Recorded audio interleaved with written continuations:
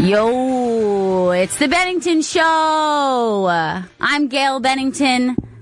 With me, as always, is Chris Stanley Bennington. Hi, Gail. And Vito Fuck Bennington. Hey, Gail. And, of course, your host, Ron Bennington. Ron Bennington. Ron? You there, Ron? Dad?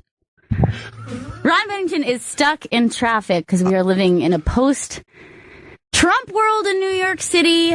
It's a rainy day. It's gridlocked out there. It's pouring out there. It's pretty nasty. And we don't have our beautiful Ron Bennington here with us. I feel that I'm more worried about Ron than you are, Gail. I think so. You're concerned. You were pacing. You were doing all this stuff. I'm a pacer. But you know what? I'm feeling good because we are right off our big Bennington family Thanksgiving, which was last night. It was amazing. It was so much fun. Woo! Yeah. Woo! Oh! A big thanks to you guys, my Bennington family, coming through. And it was so great. We had so many great people who showed up. It was so fun to see everyone. It really does feel like a family Thanksgiving. It was an awesome sold-out show. And the way Hard Rock Giants set up this year, it was like family-style food and circular tables. I'm not kidding. That food looks incredible. Okay, I think we have Johnny on the line. I'm going to move over to the command center. I don't want to step on any toes here. This is Ron Bennington's seat, and I feel weird doing this. Johnny, did I do this right? Wow, I'm kind of. It's crazy. I'm your first caller that you've taken as the host of the show ever. Is this Hello, caller? Where are you calling from? Kind of awesome. Johnny, you did. What's happening? Johnny, you did an amazing job last night. Thank you so much for everything you did. It was a blast. No? It was as amazing as always, if not maybe a little more amazing. I kind of felt that way. Like last year was my first Bennington family Thanksgiving, and I had a lot of fun. But this year, I think, I don't know, I kind of feel like this one kind of beat last year. It was so much fun. The way you set up the food was really smart. It really looked like family. You were like family style. Everyone was digging in, avoiding the turkey leg. Why did no one eat the goddamn turkey leg? I don't know. They were very intimidated by the dark meat. Look, Johnny, if I was at one of those tables, I would have torn that thing up. We thought about it in the hallway. In the hallway. There was like 10 of them just wrapped up because, they didn't go to waste. My staff got to eat good old turkey legs afterwards. And I got to tell you, I don't understand it because there's nothing better than a big old turkey leg. Your staff was so great. Now, I don't want to give away too much because I don't know what we want to. I know people go on the social medias and they say everything that happened. But I think I'm going to hold on to it and not give out our special guests of the night, because we had a bunch of special guests. We had a panel. We had 2 surprise guests. We played some games. We had so much fun. But I don't know. I don't think I should give out any names. Although I do think if you creep social media, you'll find it. Can I say that one special guest immediately, as soon as they walked in the door, caused a ruckus? We'll leave that up to other people to figure out who. You probably don't even know, but I'm guessing you can guess. I can guess what the ruckus and what the rumpus was. It actually was more of a rumpus. You're right. It was more of a rumpus than a ruckus with this man. We'll just leave it at that. We know it's a man now. All right. Yeah, so that cuts it was a man. Half. It was a man. But yeah, you did a fantastic job, and thank you so much for all you do. You guys did a fantastic job. You guys are the best. You are the family that Chris Stanley doesn't have currently. Awesome! I'm like, do you guys feel do you feel like Johnny's like an uncle or a cousin? I feel like Johnny's like a cousin because we like make bets together. Yeah, and we kind of bust each other's balls. Right. I feel like we have a lot of fun with each other. You do. You guys have a blast, and I'm I'm thankful for you, Hard Rock Johnny, for giving that to this sweet orphan. It is sad sometimes when I think about the fact it's not a living relative. Yeah, I mean, and it was sad because at the Thanksgiving show, not only did we have our Bennington family there, but some of us had our actual family there. I had family there. Vito brought the lovely Leslie, his mom, who was very active in the night. It was great. She's a loud lady. She's a loud lady. We introduced a new member of our team, which maybe I'll hang on to that one for later. But we introduced someone new who's been working alongside us, and she had her family there, which was great. And actually, this show will air next Thursday, Thanksgiving Day, replay Friday, and replay all weekend long on Raw. So when is it playing? It's playing in our time slot at noon? Noon on Thursday, noon on Friday, and then I'll get the times, but it'll replay all weekend long on Raw Dog. That's really sweet. So you can listen while you're either avoiding your family or when you're on your way home from Thanksgiving dinner. Yeah, and on Opie Radio it'll be on as well. So it's going to be all over the place. You'll be able to hear the Thanksgiving, the Bennington family Thanksgiving all next weekend long, starting Thursday. Now, we had a bunch of people who showed up who, they were so sweet. They were showering us with gifts. Wonderful. Which was so sweet. I want to thank Evan for this crazy, awesome cutting board that he made me. It looked more like a chess table. It's gorgeous. I'm just saying, why is that so funny? I'll just say, I didn't see cutting boards before with all these designs on them. He doesn't use his kitchen, so he doesn't know a lot. Don't take that to heart, Evan. I have an IKEA table that if I were to cut something up on, I guess I would use that. And then also the grilled cheese or toast on it. He doesn't want it. And also Maureen showed up with my fresh cookies. Maureen, give me my cookies. She has delicious cookies, Maureen. Now, what about this? What is this here? What's this box? I didn't open this there. That's from Rich the Fireman. Our good buddy. Oh, my gosh. He's a painter. Look at this beautiful painting. It's gorgeous, yeah.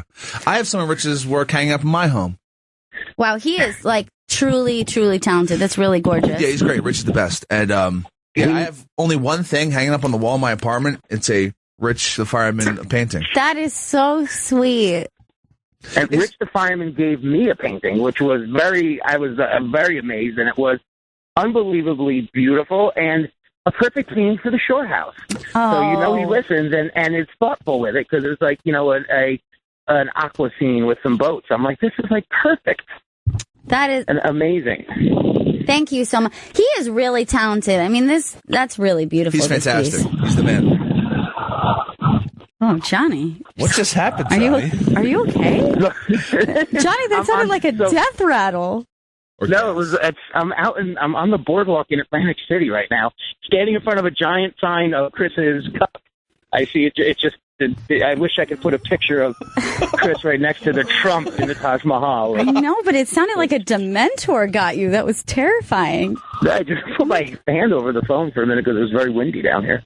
All right, Johnny. Thank you so much. Give a call back maybe when Ron Bennington is with us. Hey, Johnny, go Giants, right? Got it. Big Blue, right, Johnny?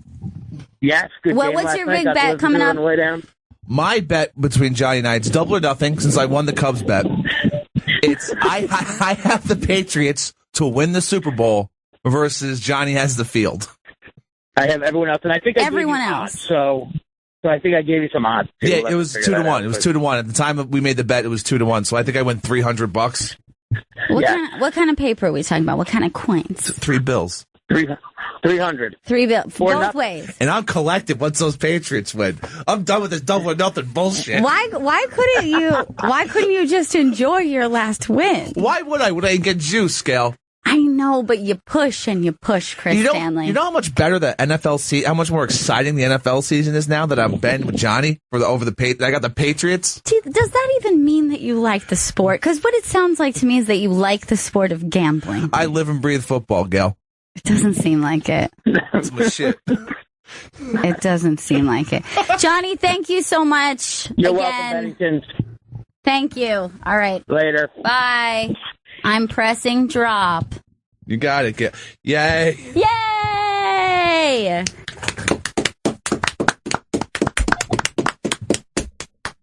What's up, guys? You made it. Yeah. Charge me in. So what I missed in the big show? We were just... Looks like you were taking a call. Yeah, we just talked to Johnny. Talking about our big Thanksgiving show. What a great job he did. How delicious his food looked. People were talking about the food to me. What's that over there? Look at this. Rich the Fireman gave Gail a painting. Look at how gorgeous this is. Beautiful. He's so great. He is so super talented. Yeah, he is. He's unbelievable. Spoiler alert. What? He's unbelievably talented. That's actually, and I didn't even get to see him last night. I didn't see him at all. We also got some Bedlam. Last night was pure bedlam. We also got some fresh cookies from Maureen. She brought my fresh cookies. Nice. So there's tons. She's quite the cookie maker. She is. Old Cookie Puss is what I call her. I didn't know that. Mm-hmm. What? I can say that. No, I think you can. I think it's an actual term that's used. What was the ice cream store that was that Carvel that had Old Cookie Puss? Carvel, yes. Yeah. Cookie Puss is the delicious crumbly cake. So I was in torrential downpour. It's awful. It's awful out there. Nothing was moving in the streets.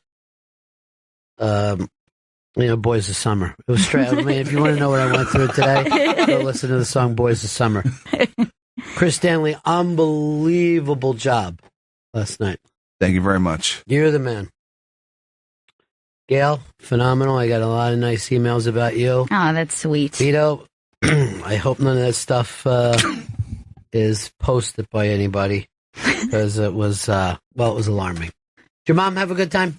Yeah, she had a great time. I got a text 10 minutes after she left that said, had a ball. Thank you for having me. Even after I threw her out twice? She's rowdy.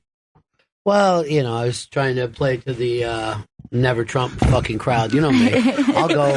I move back and forth. Oh, yeah, you work the room. I'm a shadow dancer, if there is such a thing. Yeah, everybody did a great job. Everything was fun last night. It was everything you want that night to be. It was really, really fun. Okay, but it went so fast, too, right? We've been doing so much stuff.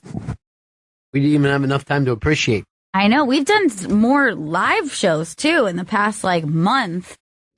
And we're like, what next? Very funny questions that were put together that went out. The whole surprise guests were hilarious. It was great. By the way, I just saw New Kids on the Block. Yeah, I saw them just as I was coming in. Along with Dennis Quaid and Joe Buck all together. Really? And then Dennis Quaid yelled across the room to Joe Buck, "Hey man, great job with the Cubs." And he went out the door. I'm like, well, Buck didn't do anything with the Cubs. Much thinner than you would expect. Did you hear the story about Joe Buck? I believe it's in his new book that he got addicted to hair transplants and almost lost his voice because of it. The person who told me that story is telling me that story again. I don't know why I would think I would have even the slightest interest in his hair plug addiction or the weirdness that goes along with it. Here's Al in Maryland. Al, what's up, buddy? Hey, Ronnie, you're not going to want to listen to this part of it. I know we had a substitute today, and you're going to have a lot of fun when the substitute teacher's in. You're going to act up. But on the anniversary of the 30th anniversary of the biggest release for the Beastie Boys, we played a Tears for Fears song to open the show with. Well, first of all, this has never been a birthday or anniversary type show. If you do that, you're constantly chasing shit that you don't want to play.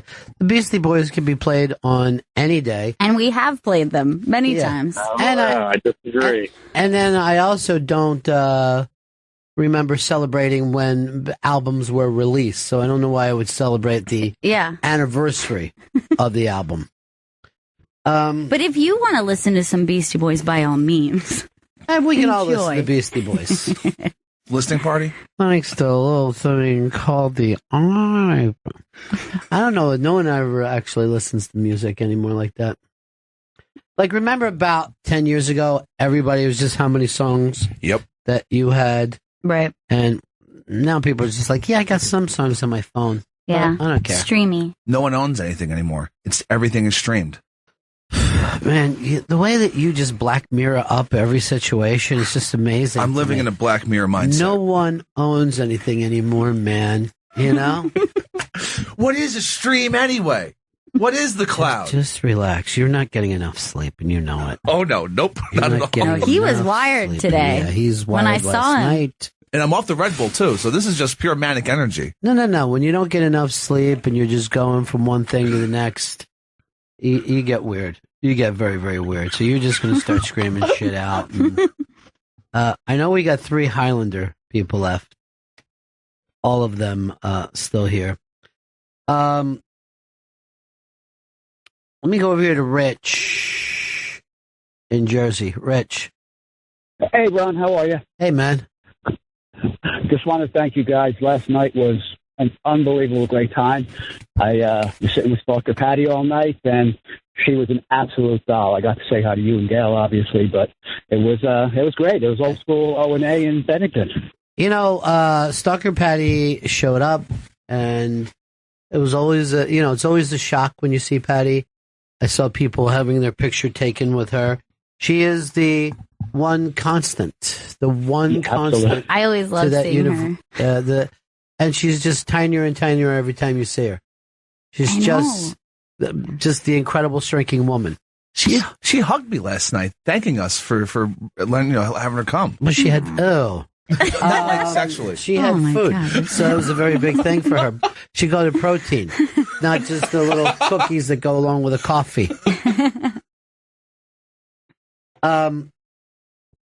It's the guy who was disappointed last night, Johnny Go-Go. Sorry about those pants.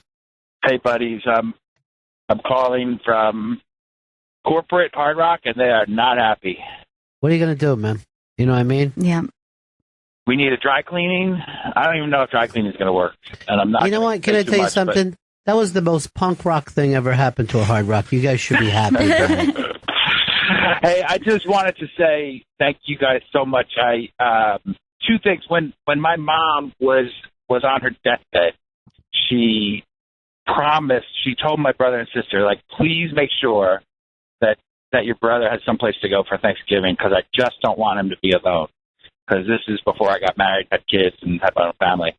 And I feel, when I heard Chris Stanley's story last night, I felt like this punch to the gut. So I want to extend an invitation to the Go-Go family Thanksgiving for Chris. If he's got nowhere to go, he knows he's got a place with us. Well, last year were you with the girlfriends, Chris? Oh, no, last year was by myself. I just lied to everyone. So you lied to us all. I'm fucking weird, aren't I? Yeah, you're very weird. And I had a feeling that was the case, and I kept saying, like, hey, like, if you want to come to Thanksgiving, and he was like, nah, I'm going to be, and I was like, something about this just seems like he's going to be alone. Oh, you know that he was lying because he was talking. Why would you lie to us? I didn't want anyone to worry about me, and I knew I was going to be okay, you know? What did you do for Thanksgiving last year? I unironically ate a turkey club for dinner by myself in my apartment. Why would you do I don't even think I drank. I think I just ate the turkey club and passed out. And then, but here's the thing. He says, why would you, I didn't want you guys to worry about me. And then what transpired all winter long, starting about that time? A downward crazy Chris spiral. When did she dump your busted ass? I think around September, right? It was like a long fucking Wake breakup. me up when September ends. So you are invited with the Go-Go's this year. Thank you very much. We'll be having turkey clubs. And here's the other thing. I got to sit with Vito's mom. Yeah. Who, I think my funniest thing was, she said, this is the best drink I've ever had. Like, she got some fancy drink from the bar. And I said, what is it? And she said, a rum and Coke. And I said, it's kind of hard to screw up. And she said, yeah, but they made it perfectly. She's not used to things that have two different elements in it. Both rum and Coke. Like, rum is great, and a Coke is great. Right. Who knew? And then I said to my wife, Kathleen from the Bronx is so great and fun. So, and Gail, like, as a female, if you're checking into your dorm freshman year of college and you don't know who your roommate is, and all of a sudden it's Kathleen from the Bronx, can you imagine, like, how ridiculous your life would turn out? Well, first of all, my life did turn out like that, because I really did. We were actually going over how long we've all known each other. It was crazy. But even after all these years, I can't stop hugging her. Every time I see her, I just want to grab her and hug her. She's the best. Yeah, she's the absolute best. And she smells so good. Unbelievable. So great. She's telling us about the Bolt Bus and how she's going to be the first in line for the Bolt Bus back to Philly. And everyone was doing their Philly accents at the table, trying to be like Gail. Sure. It was just made everyone laugh. But it's such a dysfunctional family of misfit toys. And it's so nice to know that I don't know of another show out there that just has, there's so much love in the room when people meet each other and, oh, you're that one or you're this one's mom. And it's just the love and outpouring. You guys have something special. And I just want to say thank you. Thank you so much. And thanks for inviting Chris. He'll be there. You know what we could do? We could go to Don No Good News Wicklin and see if he wouldn't do a promotion where we send Chris Stanley somewhere in the country. We'll figure the most exotic place we can find, send Chris there for Thanksgiving. That would be nice. You would definitely do that. Yeah. You going to send me on a plane? Sure. On a plane. He just talks to send me on a plane like it's 1962. Kid. Like it's annoying but kind of cute at the same time. But I'm going to go on a plane trip. Like, yeah, you're going to a destination and a plane, too. Just eating a turkey sandwich on a plane. Why do I have to fly for Thanksgiving? No. Well, I'm glad that you lied to us last year. I just wish you would have kept the lie going.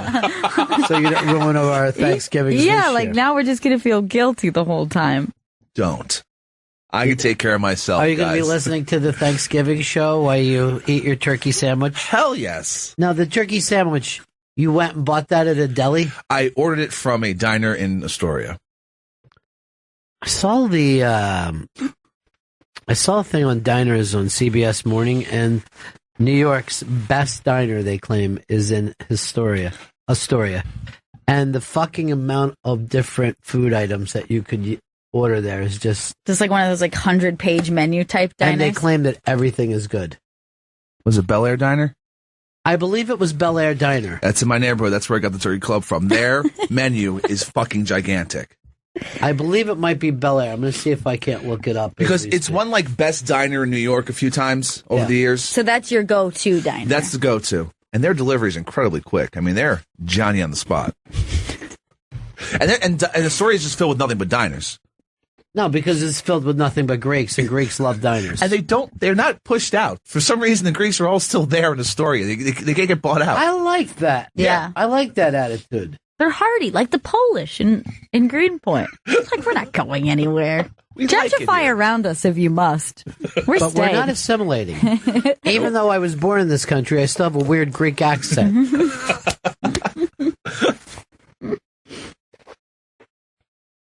Well, I feel better than that. You got your turkey club. Yeah. Toast? Or wait. Toast. Yeah. What? Do you order some mayonnaise on the side? Yeah. Do you have extra mayonnaise? Yeah, I always get extra mayonnaise. Sure. I fucking love it, dude. Sure, it seems like the turkey sucks up. It sucks up. Yeah, the mayo. it's a dry meat, so you do need to. It's the driest of all meats. It can be really dry. Slather it with mayo. Oh, I got some good news for you, sci-fi kids. The Westworld has been brought back, but because it's so expensive and so hard to shoot, it may not be back till 2018. No, that's almost like telling me it's not coming back. It's the same. I can't wait. Well, first of all, 2018 just sounds like the future. I mean, that's silly. It's just too far away. I don't think I felt that way in the 90s. Like in 93, I thought I could imagine 95. Right. But once we got past 2000, every 2 years in the future, just way in the future. Don't get me started about the 2020s. I mean, that doesn't even seem real. The 2020s? The roaring 20s, back again. I'll be just glad to say the 20s. I'm sick of not having anything to call this fucking decade. And I've been trying to call it the teens. Teens, it just doesn't really work. The aughts and the teens is what I say. Work, but I think they went through the same problem in 1900. I don't think they knew what the fuck to call anything. No, we just call it aughts in hindsight. Bullshit. Nobody called it aughts then. Yeah. And no one really calls it aughts now. I need a real-time decade. 2001.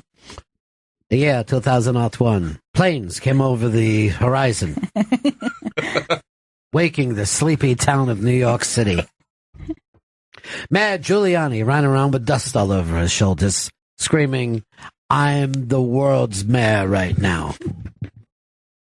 I saw Putin and Trump said that they are going to destroy ISIS together. Oh, Jesus. We're getting out of NATO, and we've hooked up with Russia. Great. And I got to tell you, what a swerve. I love the swerves. I kind of feel good about it from all the dash cam footage we've seen over the years. Yeah. You are the only one who watches Russian dash cam. You're obsessed with dash cam vids. Well, there's so much of it. Every car in Russia has a dash cam.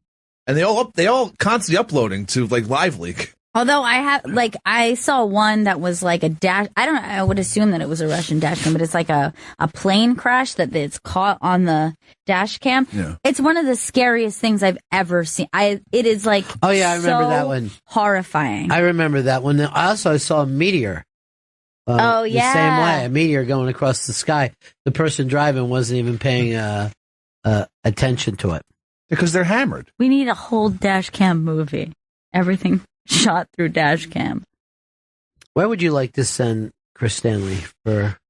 Because I'm thinking Hawaii, or Tahiti is not out of the question. I love it. I was thinking down Mexico way, just to mend some of the hurt feelings over this Trump America. Just the opposite. We're keeping those hurt feelings going, and they're getting their criminals back, and they're going to pay for them. They're not letting me back over that border. Why?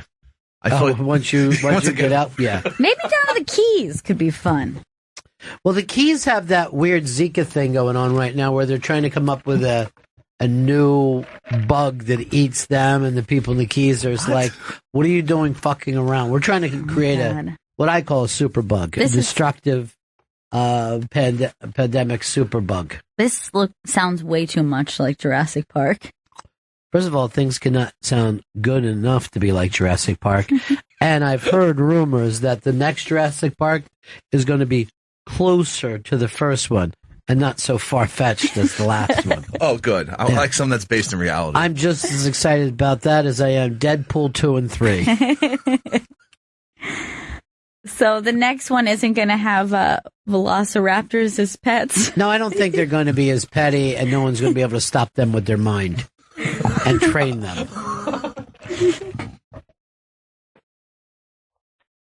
Janice Cobbs. Hello, Bennington. Hi, Janice. What up, Janice? Oh, I'm so looking forward to Thanksgiving. Woo. It's going to be so exciting. We're sending Chris Stanley to be with you. Yep. You wouldn't do bad in Chicago, Chris. There would be a blast. Yeah. North Side Bro, Ron. What's that? I'm a North Side Bro. You seem more South Side. North Side for life. That's Astoria is kind of our South Side. Hey, Gail. Yes? Did I hear you say that Bertie does not like dog treats? No, she does like dog treats. Oh, Quite a bit. I assure you. I got nervous that I was, I'll tell you something. No, she loves them. I'll tell you something she really loves is a pig ear. Oh, I yeah. started going crazy on that the other day. She was eating the Pit Doc pig ear. And those are his. He gets hungry. Thanks for sharing your snacks. Did you ever give her baby carrots? Yeah, she's not into it. She's not a veggie really person. not into it. I know dogs that love them, and when I gave them to our dogs, they would just walk around with them in their teeth looking at me like, what am I supposed to do with this? Yeah, she could not be less interested in any vegetable. The closest thing I've got to interest her is a sweet potato. That is the closest thing. And then, but like no vegetables, no, yeah. I eat like your dog then. Yeah, you are really similar. You're just as active. You're just as good at producing. Race for the sweet potato farmers. I never remember sweet potato fries when I was younger, and now they're everywhere. Yeah, sweet potatoes, it became from people acting like I want to fry, but I don't want to die.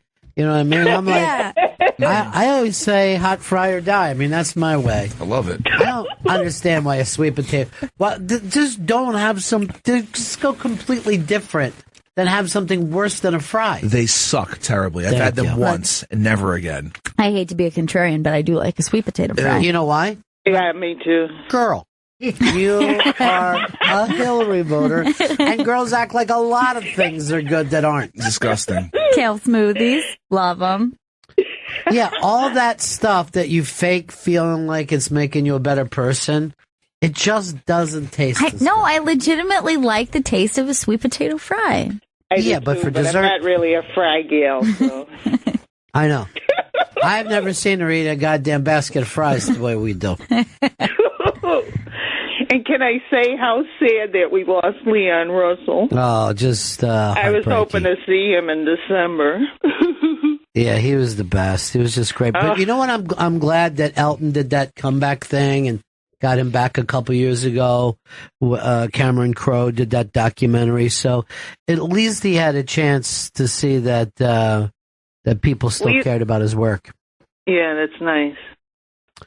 All right, Janice, nice to talk to you, honey. Bye, Okay, Janice. Have a great day. Love you. But the amount of people that are just leaving the planet, that have just had it with this existence, is stunning. Yeah. It just seems like we're just losing brilliant person after brilliant person. It just feels like they're picking themselves off the planet. It's like the Lorax. They're just like, I'm out of here. I didn't ever read that. Is it they all died? So good. Is it? You're going to love it. I don't think I will because I'm not going It's to a do it heavy now. read, so it might take you a little while. Why you try to sound out words? Today, Junior. My favorite thing in school was a kid who struggled with reading, being forced to read out loud. Oh, yeah. Just watching the fucking sweat beads on his stupid head. Well, like, it wasn't so much like I enjoyed it because I was mean, but I just went, okay, so I'm not going to be the worst at this when it comes around. Oh. You know what I mean? Like, you're like, all right. I loved it. Everyone's going to be talking about this. If I mispronounce a word, nobody's going to worry about it. My Stinks. I had a fucking buddy that was a terrible reader and always wanted to read in public. And then he would, this is like by the time we're in fucking high school, and he's still sounding out words. And people thought that he was faking, but he wasn't. And people in the class would complain, and he would fucking yell, then how the fuck am I going to learn if I don't do it? How the fuck am I going to learn?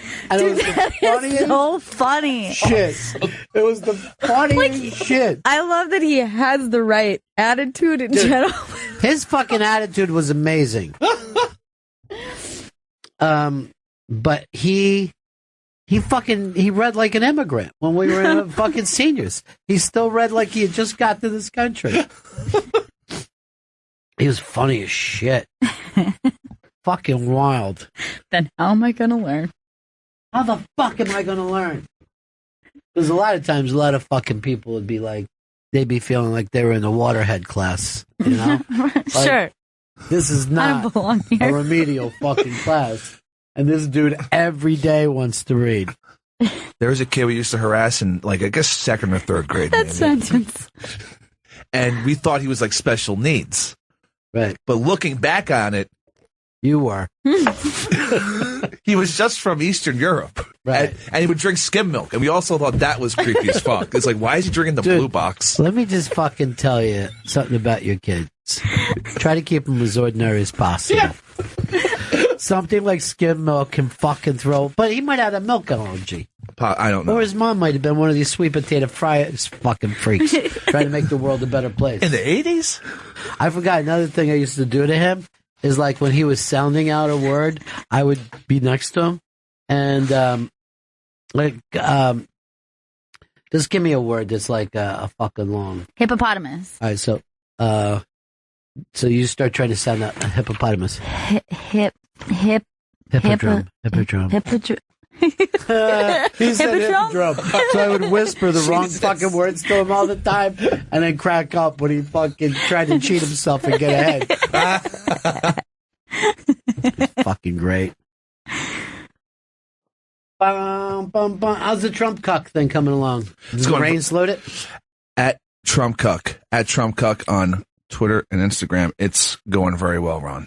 Gail has an aunt coming up, and I'm going to try to get her to a nice protest if there's one Nice. happening there. Yeah, act like we protest all the time. This is our life. What are you going to do, right? We announced Trump Cuck on Twitter. Well, you are doing your Twitter Trump Cuck now, right? Yes, I am, yeah. At Trump Cuck. Then you're going to be putting up pictures? Yeah, I got pictures. I got video. It's going to be great. And you're doing Instagram too? Instagram, yeah. Now, does Instagram tie in with Twitter? Just help me with the social media game. No, it doesn't.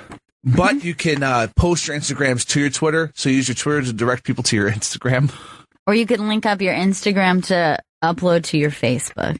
Yeah. Like you can like put a post on Instagram and it can automatically go to your Facebook. You got Trump Cuck Facebook? I gotta see if I should have Trump Cuck Facebook, but Trump Cuck Instagram, Trump Cuck Twitter is that's good stuff. I don't know. I mean, the Facebook seems like it's the fucking big deal. What about Pinterest? Not Pinteresting yet. Not Pinterested in it? Not very Pinteresting. I thought that was Pinterest. Thanks to Pinterest.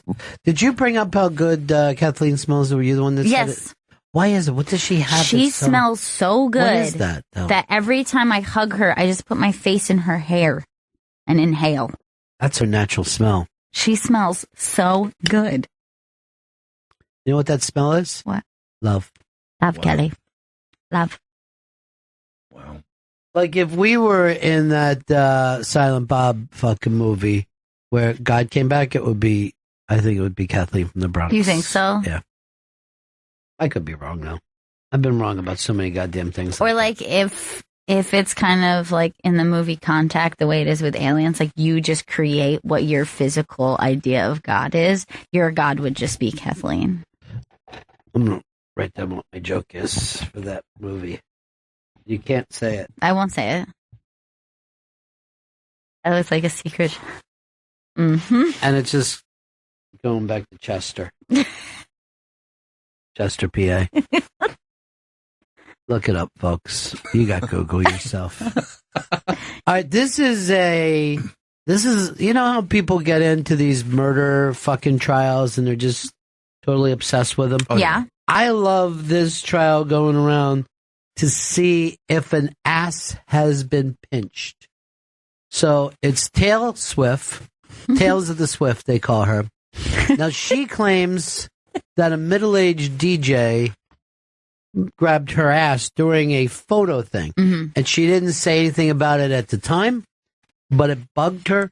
Now she has pushed it. Are we actually in trial over this? I think they're going to trial. Yeah. Really? Over a pinch of a butt, which is, I've never heard of one go that far. You know what I mean? I've heard of people slapped or have your brother beat them up. But now, she says she has put out a photo that she wanted to keep secret, but she had to. So there's the DJ on the right. There is Taylor. Now we can see that his hand is low behind her. You can't see the contact because it's a frontal pic. But Chris Stanley, if you're on the jury, did he pinch butt? No, this proves nothing. It's a hover hand, or it could be a hover hand. Look at the look on her face, though, and look at her body language is pushing away from him.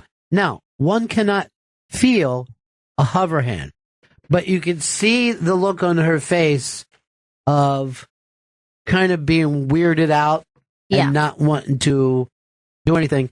And look at the amount of distance. There's 3 people. Go look at pictures of us. We did a lot of 3 people, 4 people pics.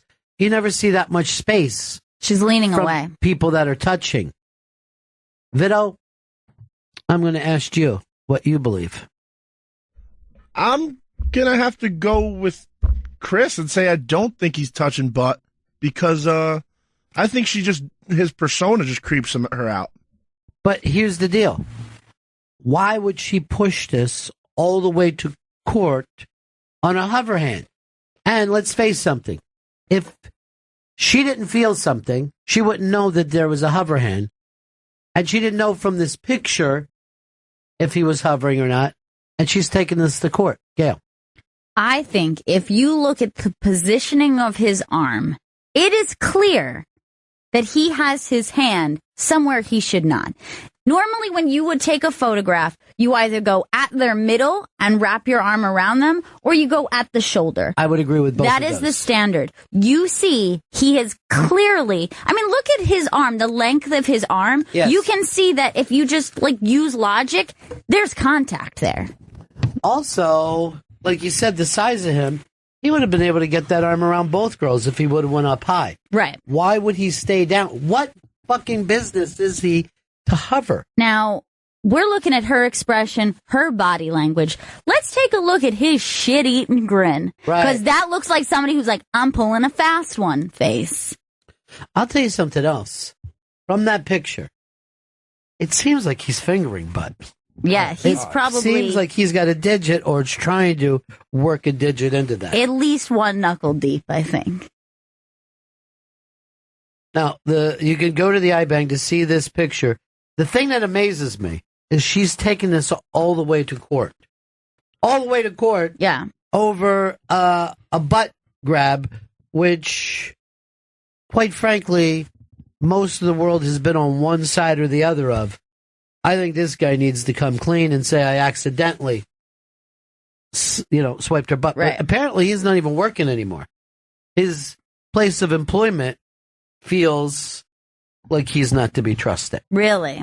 Now, yeah, I think that... Apparently, I don't know all the the fact that details. she took it this far, Shocking. she has nothing to gain from it. You know what I mean? Like, she's not in a position, like, normally people love to say when somebody's talking about a sexual assault of some sort, they're like, oh, she wants celebrity or she wants money from him. That's not the position here. She's the celebrity and she's got the money. She's got the money. She's in the position. I think that it more has to do with, you know what? I let something go by and I don't want to do it. And every woman out there has let someone go by, something like that go by, and then later went, why the fuck didn't I just turn to him and embarrass him in front of everyone? Why didn't I say, fuck you, you're an asshole? Why didn't I slap him? You think she's doing this for her own empowerment? I think she's doing it for herself. Vito, who are our interns today? We have Nick at Night and Connor. All right, I want to send them back in, both in. Nick at Night and Connor, who, by the way, I heard raves about last night. They did a Raves. fantastic job. Yeah. Have a seat, guys. We're going to present this. You're two young millennials. By the way, somebody was telling me last night about Connor how attractive he is. Everyone said, "Oh, you're." By the way, everybody raved about you guys. You guys did a bang up job. Thank you very much. But somebody said one of your interns was so great, and then I'm like, which one? And they said they said the pretty boy. And I go, I don't know which one you're talking about. I would put them all. Yeah, I'm not going to say, but somebody that would be your Mrs. Robinson if it came up. But they talked about you. Even I kind of dazed out and stopped paying attention, started thinking about the 1980 Fells, and came back, and they were still talking about you as a pretty boy. Would you say he was a pretty boy face? I would say you're a pretty boy. Yeah. Yeah, you're an attractive. Yeah. You're an attractive guy. Thank you. I didn't know because of the four eyes. Oh, so yeah. That's not your fetish. No, I tend to think of that as somebody we should throw rocks at. I'm still caught up in that. Yeah. You're old school. That's why. All right, gentlemen, you understand this picture. Yes. You're on a jury. You see the face of her humiliated face, the body language that she's pulling away, his ass-grabbing grin, and where his hand is. Would you tend to believe her or him? First. See, I've been studying this photo. I believe he's been framed. It's the woman in yellow. Oh, the woman in yellow grabbed the ass. He's just a creepy dude in general, but why is this? And she was just like, I want to frame this creepy looking guy. All right, can I just tell you, the pretty boys are always, you kind of find out that they hate women. Nick at Night, who did a bang up job last night. Thank you very much. You guys have no idea how good you are as interns. You guys did great. Most interns are just fucking useless. Although One of our old interns was there last night. Chris didn't even tell her she was coming. I saw her doing the show. Norris. I talked to her. She's stunningly beautiful, Dominican girl. She's still single. I should try to hook one of you guys up. It's all Nick. I'm not opposed. Are you sure? I mean, when you say opposed, it sounds like I'm willing to lower myself to a debate. And it's not like that. No, I'm an open guy. And Nick is a catch, too. Like, Nick is the guy. You're a catch. I appreciate that. Thank you. He's the sweetest of interns. Can I say that? You did say it. It was creepy, and there's no reason to say it. Why would someone say another man is sweet? Because he's just a nice person. Yes. I've heard Vito call him my sweet boy before. Did you really, Vito? That's my sweet boy. Vito's creep. All right, can I say this? He came into the office, and we're sitting in there having a serious conversation, and he's not kidding. And he comes in, he just is quietly mumbling, "Where's my sweet boy? Where's my sweet boy?" My sweet boy. And then he goes and leaves, and we're like, he wasn't trying to make us laugh. Like, he was just asking us legitimately, "Where's my sweet boy?" Muttering to himself. Very uncomfortable. Vito, this is a safe place. Okay. I want to keep my sweet boy safe. We don't call each other sweet boys. If you had a girl intern and you called her sweet girl, I'd have to say, "Dude, stop it." Yeah. And I'm going to say the same for Nick. But he's my sweet boy. You got to stop it, Vito. I'll try. You have to. And you know what? Get to a certain point where fucking Chris trusts you at a live gig. So Chris is it on stage and technically producing at the same time on his phone? Yeah, I have to take some responsibility from Chris Stanley. Or that, or we're just going to say somebody has to. It's unbelievable. This guy was like a one-man band last night. Luckily, there wasn't a single fucking problem, and technically it went off beautifully. All right, Nick. Sweet boy. See, I do like the term sweet boy. I know. And I like sweet breads. I'm not going to lie about that. Hell yeah. Even though it's not bread. It's meat. It's nuts. Nut meat. And taints. You saw the picture. What do you believe? I agree with Gail with the whole positioning thing. Because when I take a picture with whether it be girls or guys, I usually go around either the waist or around the shoulder. I usually don't go that low. So I think I'm a shoulder guy. Or maybe mid-back. Yeah, mid-back is probably... Yeah. Now, can I pose a question here? No. So... Oh, you're going to do it anyway. Please. Why would... All right, Taylor Swift's like one of the most powerful women in music, in entertainment, really. Why wouldn't, if this happens, she freak out and tell us to go fuck herself? Victim blaming. I don't want to blame the victim. I'm asking. Because you can see her face. She's in a state of shock. She also... This could have been like a PR nightmare for her. Now, let me bring up two other things before you get mad at Chris, because he is a piece of garbage. Yeah, he is a piece of shit. And if you learned anything from the Bill Cosby thing, it's we don't victim blame, okay? I understand. That's why I just asked the question. I wasn't blaming anyone. For the exact thing that you're talking about is what women fear is like looking like a cunt and being like, "Oh, you did this," and everyone going, "Oh, relax, it's not a big deal." And then later you go back and go, "What the fuck? Why didn't I just say how I felt about that thing?" Now, also, let me point this out. He is morning radio. The worst people that have ever lived. And I know that. I've been a morning radio person. Particularly, though, the top 40 people, because as you can see, he's much older than his stars or his listening audience. So he feels superior. She is a product for him to play on his countdown show. And I'm going to guess Albuquerque. I don't know where he's from. So if I was the fucking attorney, and I should be, I would point that out before I even got to the grip. Right.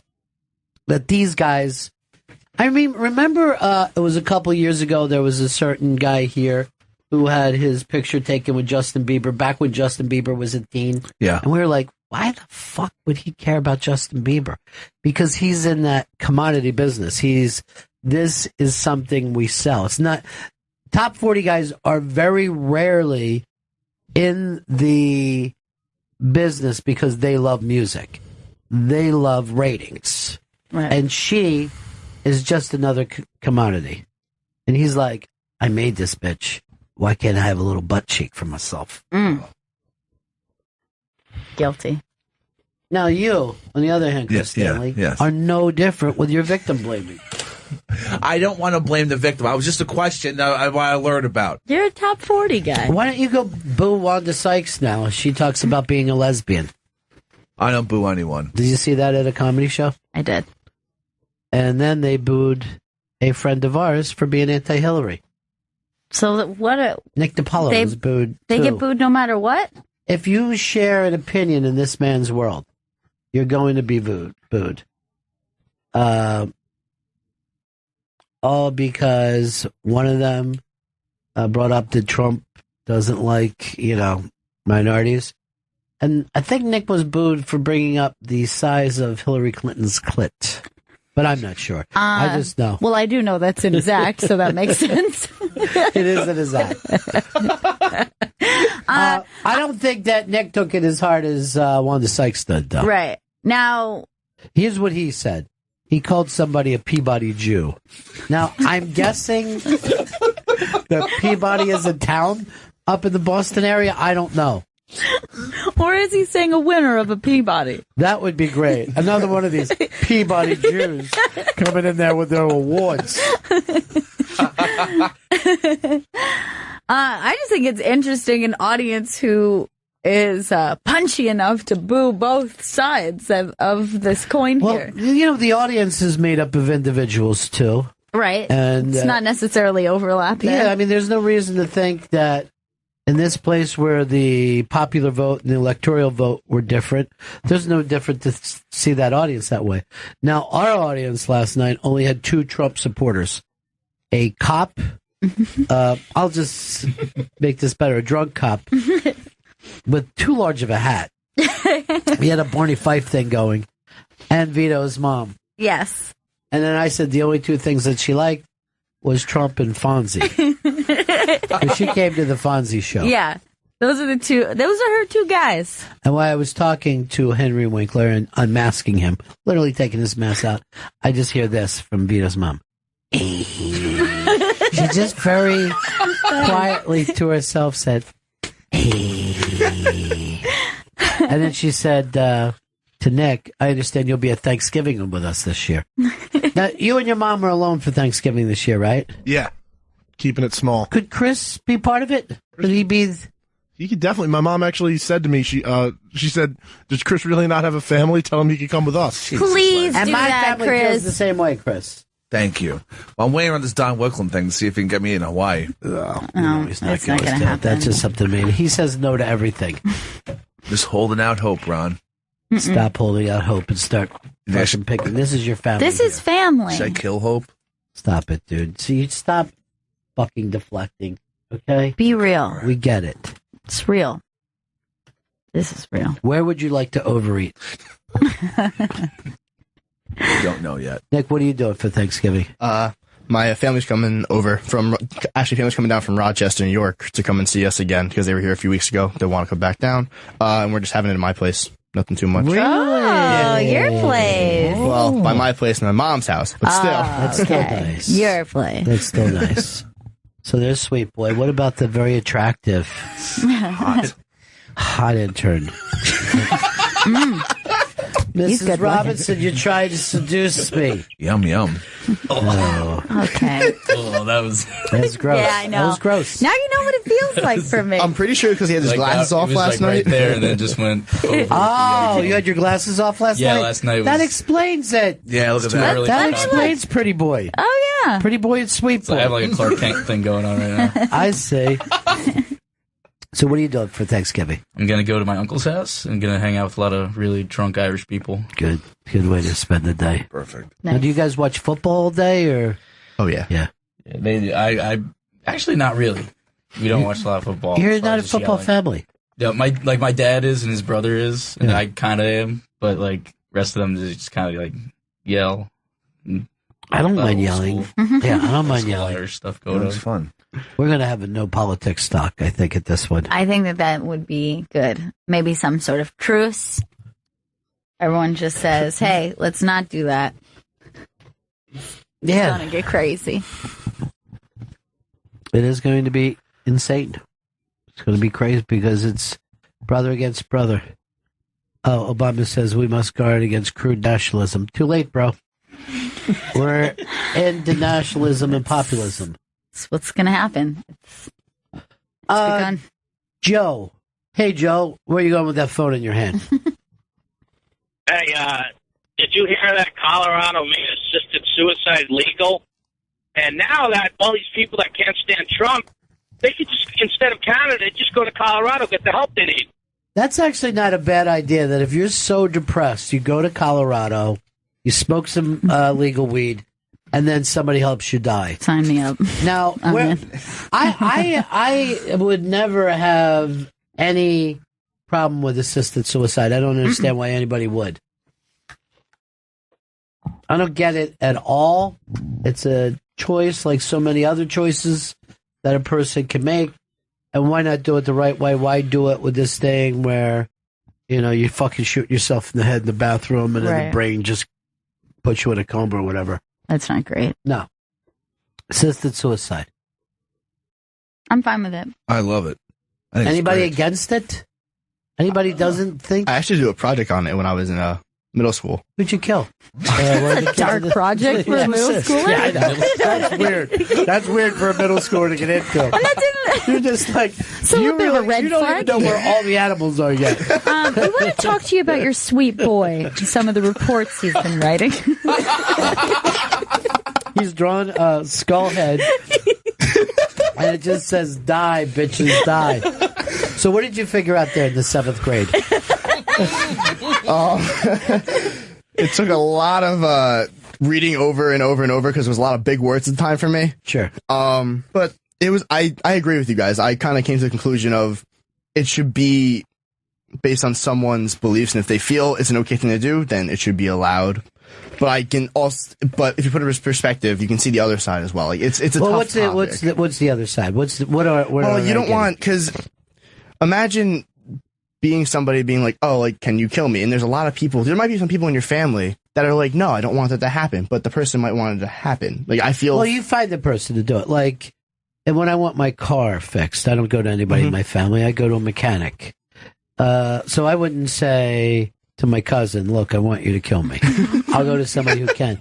But we had the guy that they called him Dr. Death. He was the guy who did. Kevorkian. He did his last interview ever with us.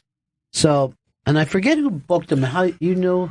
I believe it was through an HBO rep that Earl and I knew. No, there was some specific thing because we didn't let anybody here know. And they were furious because when he came down the hall, people came running from all over to say, you're doing great work. And then when he left, then the bosses were like, tell us if you're going to have Kevorkian. I was like, it was a last minute thing, and I didn't think anyone would care. Yeah. I mean, he hasn't been in the news in years, but people were obsessed with him.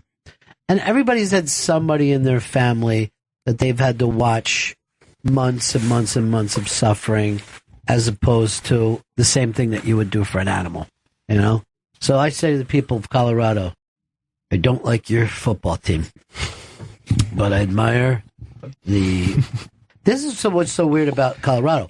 It's the most Christian state that we have, too. Is that true? Monster churches there. Churches the size of Madison Square Garden at every goddamn turn. And at the same time, they're pro-weed, they're pro-gun, and then they go in this other situation of being pro-assisted suicide. But I'll tell you something else, because I've been around the fucking block. In your family, somebody in your family has helped move somebody along. No one talks about it.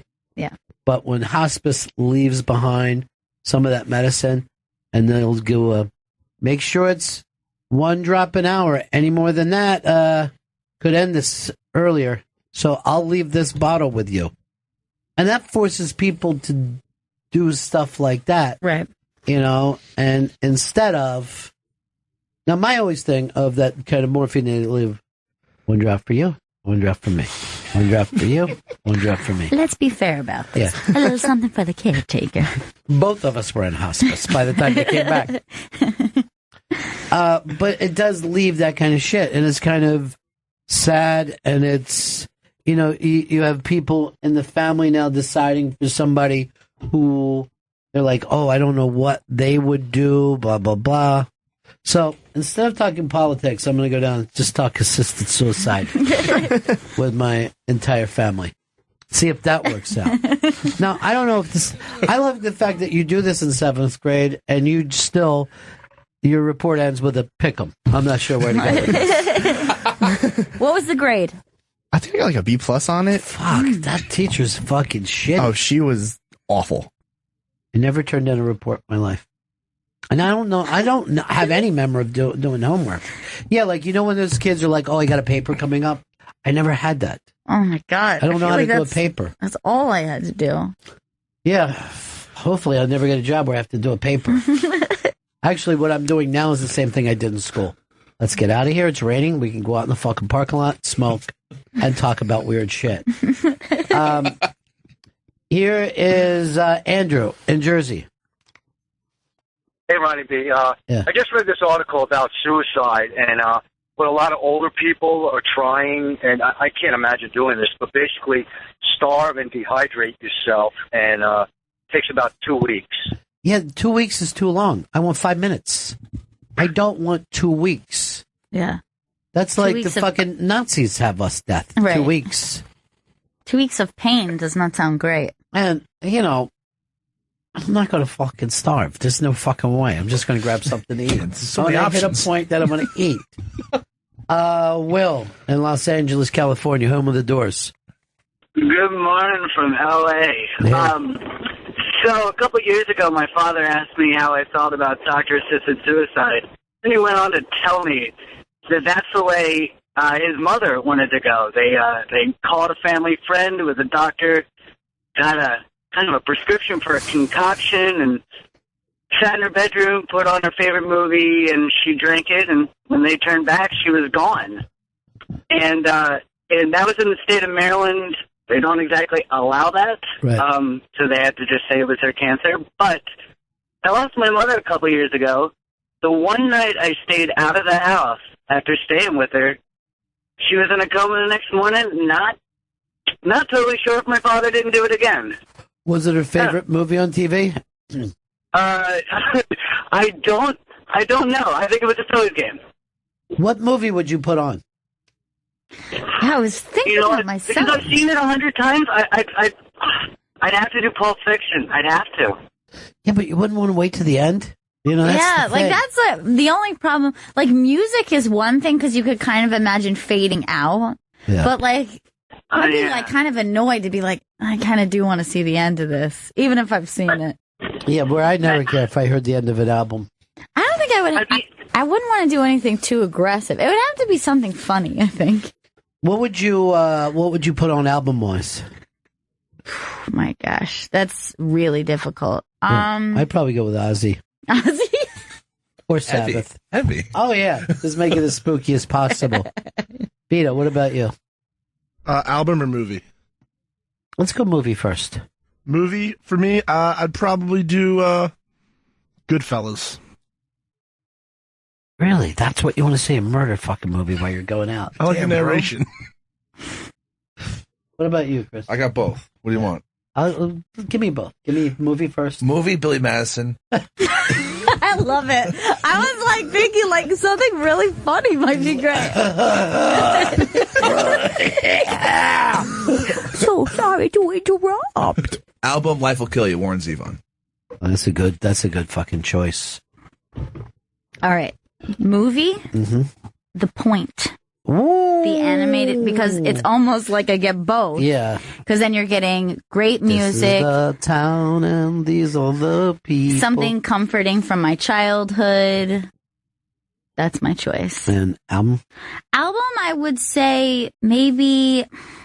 I don't know why. That one's really hard because, like... 40 Ounces of Freedom? That would be hilarious. Did you see the kid with the Sublime show last night? I loved that kid. Yeah.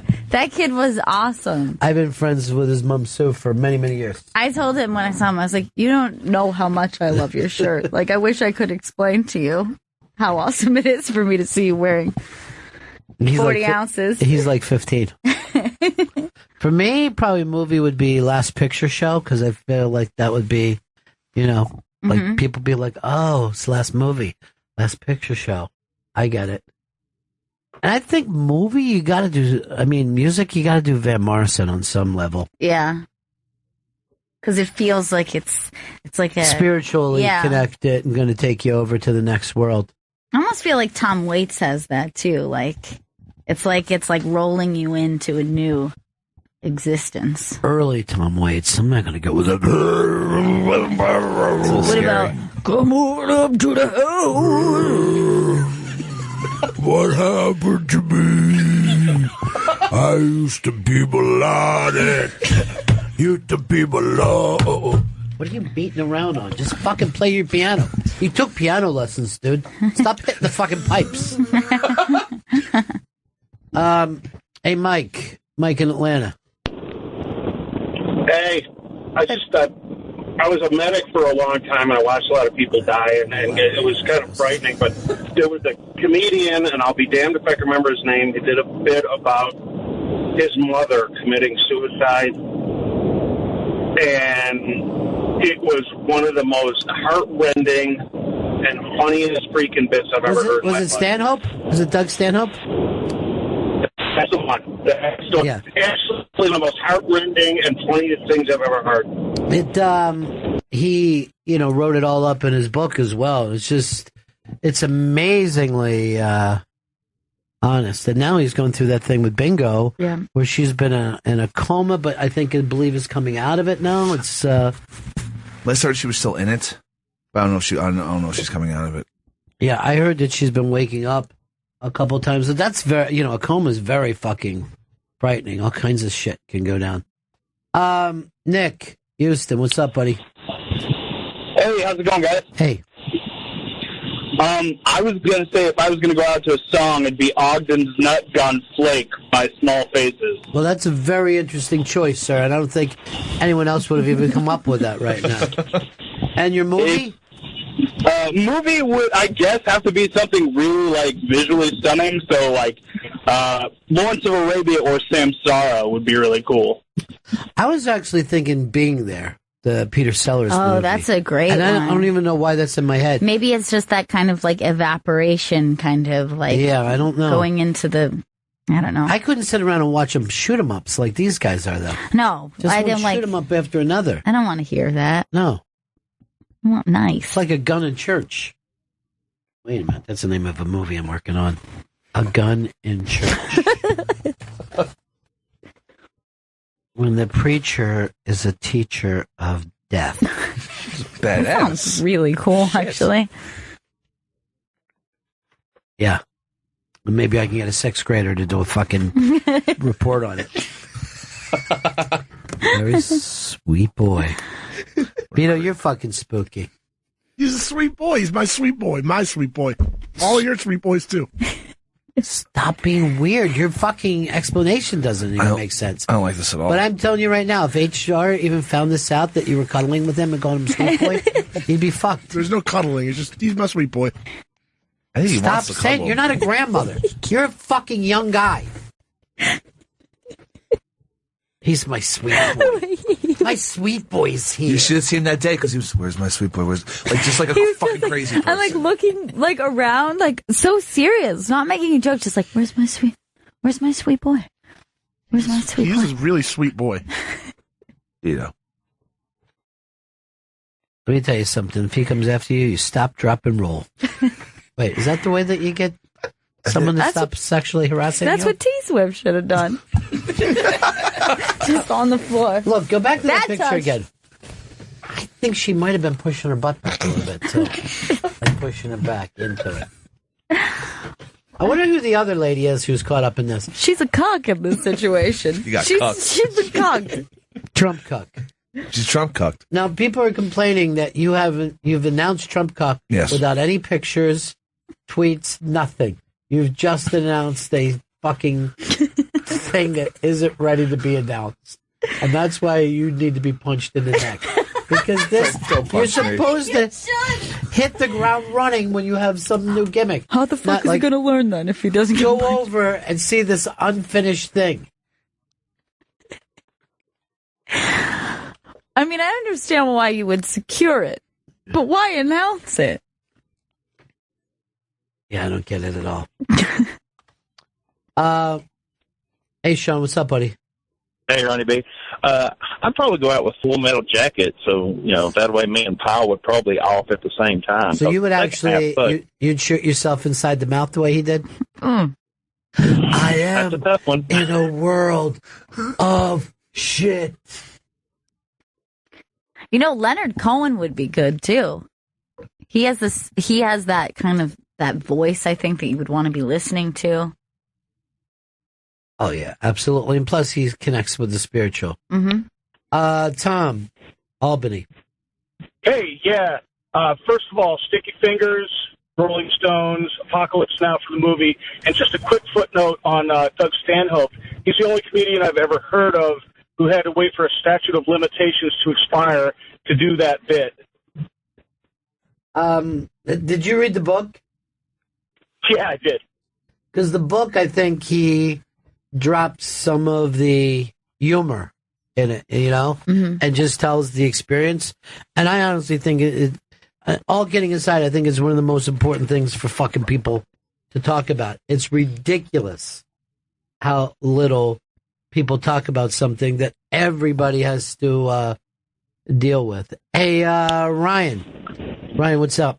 Yeah, I would do Pink Floyd The Wall for you get the movie and the music together. Well, first of all, the movie's kind of annoying, if I'm going to be totally honest. Why not pick Tommy then? Have you ever heard of people who want to do acid? Yeah, I've heard of that. I don't think I'd want to fucking trip out while I'm done. It already seems like it's going to be a trip. It's going to be trippy anyway. Yeah. I don't think you need to make it. Like, who's just like, death is boring. Let's make this cool. It's already kind of, I think it would already be pretty trippy. Maybe if you put on Neil Diamond, turn off your hot lights. This is the end of your life. I mean, if somebody wanted to just be on the nose, you play In My Life. Bam, bam, bam, bam, bam, bam. You were looking at a slideshow of all your exes. There are people you fucked over and kids you never met. Oh, fuck, I blew this one. Oh, let me go that way. Play it for 8 seconds and win the show with it. Hey, Brian. Brian, what's up, buddy? How's it going, man? Hey, what do you say? Oh, man, the movie, I got a good one. Gran Torino. What? Why? Prejudiced into the final years. What do you say now? And also going out with a great song in the Gran Torino. Yeah, William Family live album for the songs. Okay. And Gran Torino, man. Because that one will at least give you, will the circle be unbroken? You know? Yeah, it's got a little gospel in it, a little acoustic, nothing too wild. We're all familiar with the album. I know it's not too wild. You don't want that. You don't want the neighbors complaining. Turn your death down. Here is Steve, New Hampshire. Hey, I just wanted to bring up a story when I took some shrooms and decided to watch Requiem for a Dream, and it was one of the worst choices I have ever made in my life. What the fuck? Anytime I hear Clint Mansell, like anything he has produced, it just instantly makes me feel like I'm going to die. Hey, that movie should be called "Here's Things That Don't Happen When You're on Drugs," because it's just not that way. No, the movie's pretty ridiculous. It's a woman's taking fucking speed and just goes into another planet. Yeah, it's fucking Christmas trees. That's all she's doing. Mother's Little Helper. That's all. Things are different. Today I might play that. Turtle, Iowa. Maha, buddies. Hey, how about the movie being Cool Hand Luke? Strange. Why? What we have here is a failure to communicate. Taking them off, balls. Taking them off. But that fucking, that scene of the girl washing the car.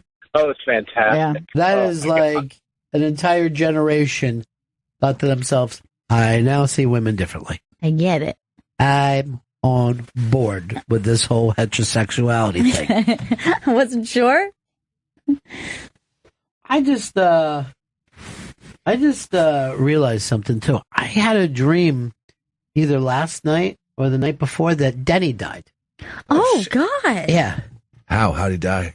I don't know, because I'm telling you, it just actually just popped into my mind. But I remember we were all on the air and feeling sad about it. And I said, why don't we do a list of songs about Denny dying? Because you know how he likes he likes sits around and pop up with a list like that. But I remember feeling very, very sad in my dream. Oh God, that would be terrible. And then here's the weird thing. When I came back in, I told you it was like a goddamn fucking monster show out there with all the different... Danny was holding the door open for people, and it popped in my mind that I go, oh, I just had a dream that he died. Because when I saw him, I'm like, oh, how weird, he's alive. And then, because it was a dream that I forgot about, then I forgot that moment, and then it came back to me just now. So some fucking shit is going down. Something's going down. This is fucking helter skelter, folks. He needs to be aware. Just look out. Chris in Houston. Yeah, you got to go with the last waltz, cover all your bases, including the Van Morrison. No better way. It's a possibility. It's not a bad idea. James, what's up? Hey, Ron. Hey, for the movie, I'd watch The End. I've always loved that movie. Burt Reynolds, Sally Field, great flick. It's kind of unappreciated. I'd have to go back and see it again. Oh, it is. What are you typing away on, Chris? Just telling the Vito something about a live read. What is it, Vito? What do you need to know? I'll just fucking tell you on the air. What don't you understand about a live read, Vito? No, we're going to do a live read right after we break. All right. We'll be right back. Bennington. It's the Bennington Show. Last night was our big Thanksgiving show, and it was everything we wanted it to be. Thank you to everybody who came out, and a special thank you to our hard rock Johnny. Yeah, he did a fantastic job and always does. And now the Bennington family Thanksgiving, it's weird because it's kind of moved up my holiday season. Like, I feel like now, to me, this begins the holiday season. Well, today I came through with torrential rains, and I'm going past 30 Rock, and I'm in a movie rain. You never see those fake movie rains where it's wind and raining? It's literally like that outside. And I stared to my right, and the tree is already up at Rockefeller Center. It's up. They put it up already? It's up. Jeez. Pre-decorated. Right. You know, the scaffolding all around it, but the tree is up. So, yes, your holiday season has started. And, by the way, what alcohol do you think of with the holiday season? I feel like, what's that, Kahlua or Bailey's? Really? That always makes me think of, dessert booze. What about for you, Chris? Scotch in the rocks. Beto? There's this new one called rum chata that's quite delicious. What is rum that has chata? Nothing to do with what holiday season remind you of, that a new one called rum chata. It's like a very seasonal, it's like a creamy, it's kind of cinnamony. For me, it's one taste only, and that's Irish whiskey. Because everybody in my old neighborhood used to give Irish whiskey to each other. And then when you would visit, you would have some of that Irish whiskey. Right. So, always. And you know how, winter, you want a heavy liquor. Do. You don't want a light liquor. Mm-mm. You don't want a rum chata. That's delicious. You want something as thick and deep as the season that you're trying to experience. I also got a text from a friend of mine, and Nick at night should know this. My friend says to me, sweet boy is a gay term. It's another word for twink, as in a Twinkie snack cake tastes sweet. Oh, God. They actually wrote to me so I could understand better. As in a Twinkie snack cake tastes sweet. So you're calling him a sweet boy because you're acting like he's a Twinkie snack cake. No, I think people could just be sweet. You're using a gay term, dude. It's coming off badly. I didn't know it was a gay term. I was just calling him a sweet boy because he's. Now you're acting like there's something wrong with being gay. No, there's not. I don't. He's a understand. homophobe. Then you are. You're a homophobe and a homosexual. Yeah. I don't know how that even works. You do know how it works. I didn't even know that was a gay term, and I'm normally on top of that stuff. It may not be. I just got it from the sweet cake treat. Birdie, birdie, Yeah, it's a real term. Good. It's a real term. There's a lot of gay pornography with Sweet Boy in it. Gay Sweet Boy. Sweet boys are having hardcore sex in the bedroom. And that's just your history that you were looking at? Check your history and tell us how many times Sweet Boy pops up. Because I know Cuck does. Yeah, a lot. And Trump Cuck, I'm not sure about. Sweet Golden Boys gay video. Is that P? Yeah. When you had golden anything? Golden Boy is Pop Twinks, Sweet Boys. What? Pop Twinks? Pop Twinks, Sweet Boys. Pop Twinks sounds like a fun breakfast treat. I know I could eat a breakfast tweet. Hey, what kind of cookies we got? Let's send in Maureen's cookies, her fresh cookies. Send in Maureen's cookies. She just made us some cookies. I know. She's cookie crazy. They were fantastic. She's a cookie queen. I took so many cookies home before. I'm like out one day, I go to get coffee. I'm like, I'm going to take some of these cookies over and share it with my coffee friends, right? Oh, that's so nice. we're all sitting around enjoying some cookies. And the owner of the coffee shop says, "What are you doing?" And we said, "Well, we're just enjoying some cookies out front here, smoking, having cookies and coffee." That sounds nice. And she said, and I quote, "I sell cookies." Oh, shit. And I go, "Well, we are drinking the coffee." Yeah, and you're out front. You're not inside the store. That made me think, why didn't Maureen put some, coffee here? Oh, my goodness, there's so many. Wow, there's like... This looks kind of almost like a peanut brittle. Pass it. She did include This tea. is an oatmeal raisin, which I know is for me because I have specified it's my fave. That kind of looks like a peanut brittle. I'm not entirely But it's sure. a cookie. This, I don't know. That looks like an oatmeal as well. You know what? This looks like, it's like a frosted cracker with walnuts on it. And this looks like some... Oh, it's a graham cracker. Oh, nice. We were just talking about that. Oh, it's graham cracker.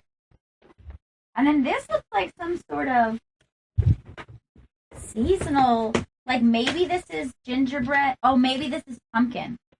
Yeah, that's the one we had. Oh, this is great. Oh, man, I haven't had a graham cracker in forever. This is awesome. Good. It's unbelievable. Oh, my goodness. Chris, try some of those. I'm going to send over a pumpkin. Dude, that's incredible. We should throw a little cookie party here and invite people in. Oh, I know. Cookie Puss. Holy shit. Also, cookie party is a gay term as well, I think. Is it? I'm normally not the biggest pumpkin fan. This is delicious. Wait, how does somebody not like pumpkin? I'm not a big pumpkin fan. I'm not a big fan of the, reddish foods, like your sweet potatoes, your pumpkin, or orange. Not reddish, it would be orange as a color. Just stop it, dude. You're just being weird. fucking silly, weirdo. I'm not being silly. I don't like sweet... Oh, my God, please don't You're choke. just That really eating it freaks down. me out. Stop. I don't like pumpkin. Normally. I hate sweet potato. Don't like Just yams. swallow, dude. Please. For the love of God. I'm swallowing, don't worry. It sounds Ew. like you're fucking choking. term. I don't like the speed in which he eats. It really makes me nervous. Look at the people that are up for jobs in Trump's cabinet. Hope there's some older white men involved. Oh, great. It all just seems like a series of worst case scenario. Like everything. Like the supervillains all coming so together. Scary. I mean, you have to laugh about it, folks. You have to have fun with it. Oh, yeah. You got to laugh at the whole thing. Tim has a question for Vito. Go ahead, Tim. Hey, Vito, did that Sweet Boy thing? When I heard that bit, I instantly went to Marlon Brando in The Godfather, where Sonny you see Sonny all shot up, and he starts, crying. My sweet boy. Maybe that's what you're thinking of. Maybe it was subconscious. Look what they did. Look how they massacred my sweet boy. Oh, it's so sad. I know. And I don't think he ever got over it. I don't think Marlon Brando got over losing James Caan in that movie. Because, from that point on, he was older. He was just, he's chasing the kid around with poison, trying to fucking squirt him. Orange in his mouth, weird. Vito, wasn't your name almost Sonny? Yeah, my name, it was between three names. Vito from The Godfather, Santino, a.k.a. Sonny from The Godfather, or Carmine. Yeah, why isn't this surprising to us?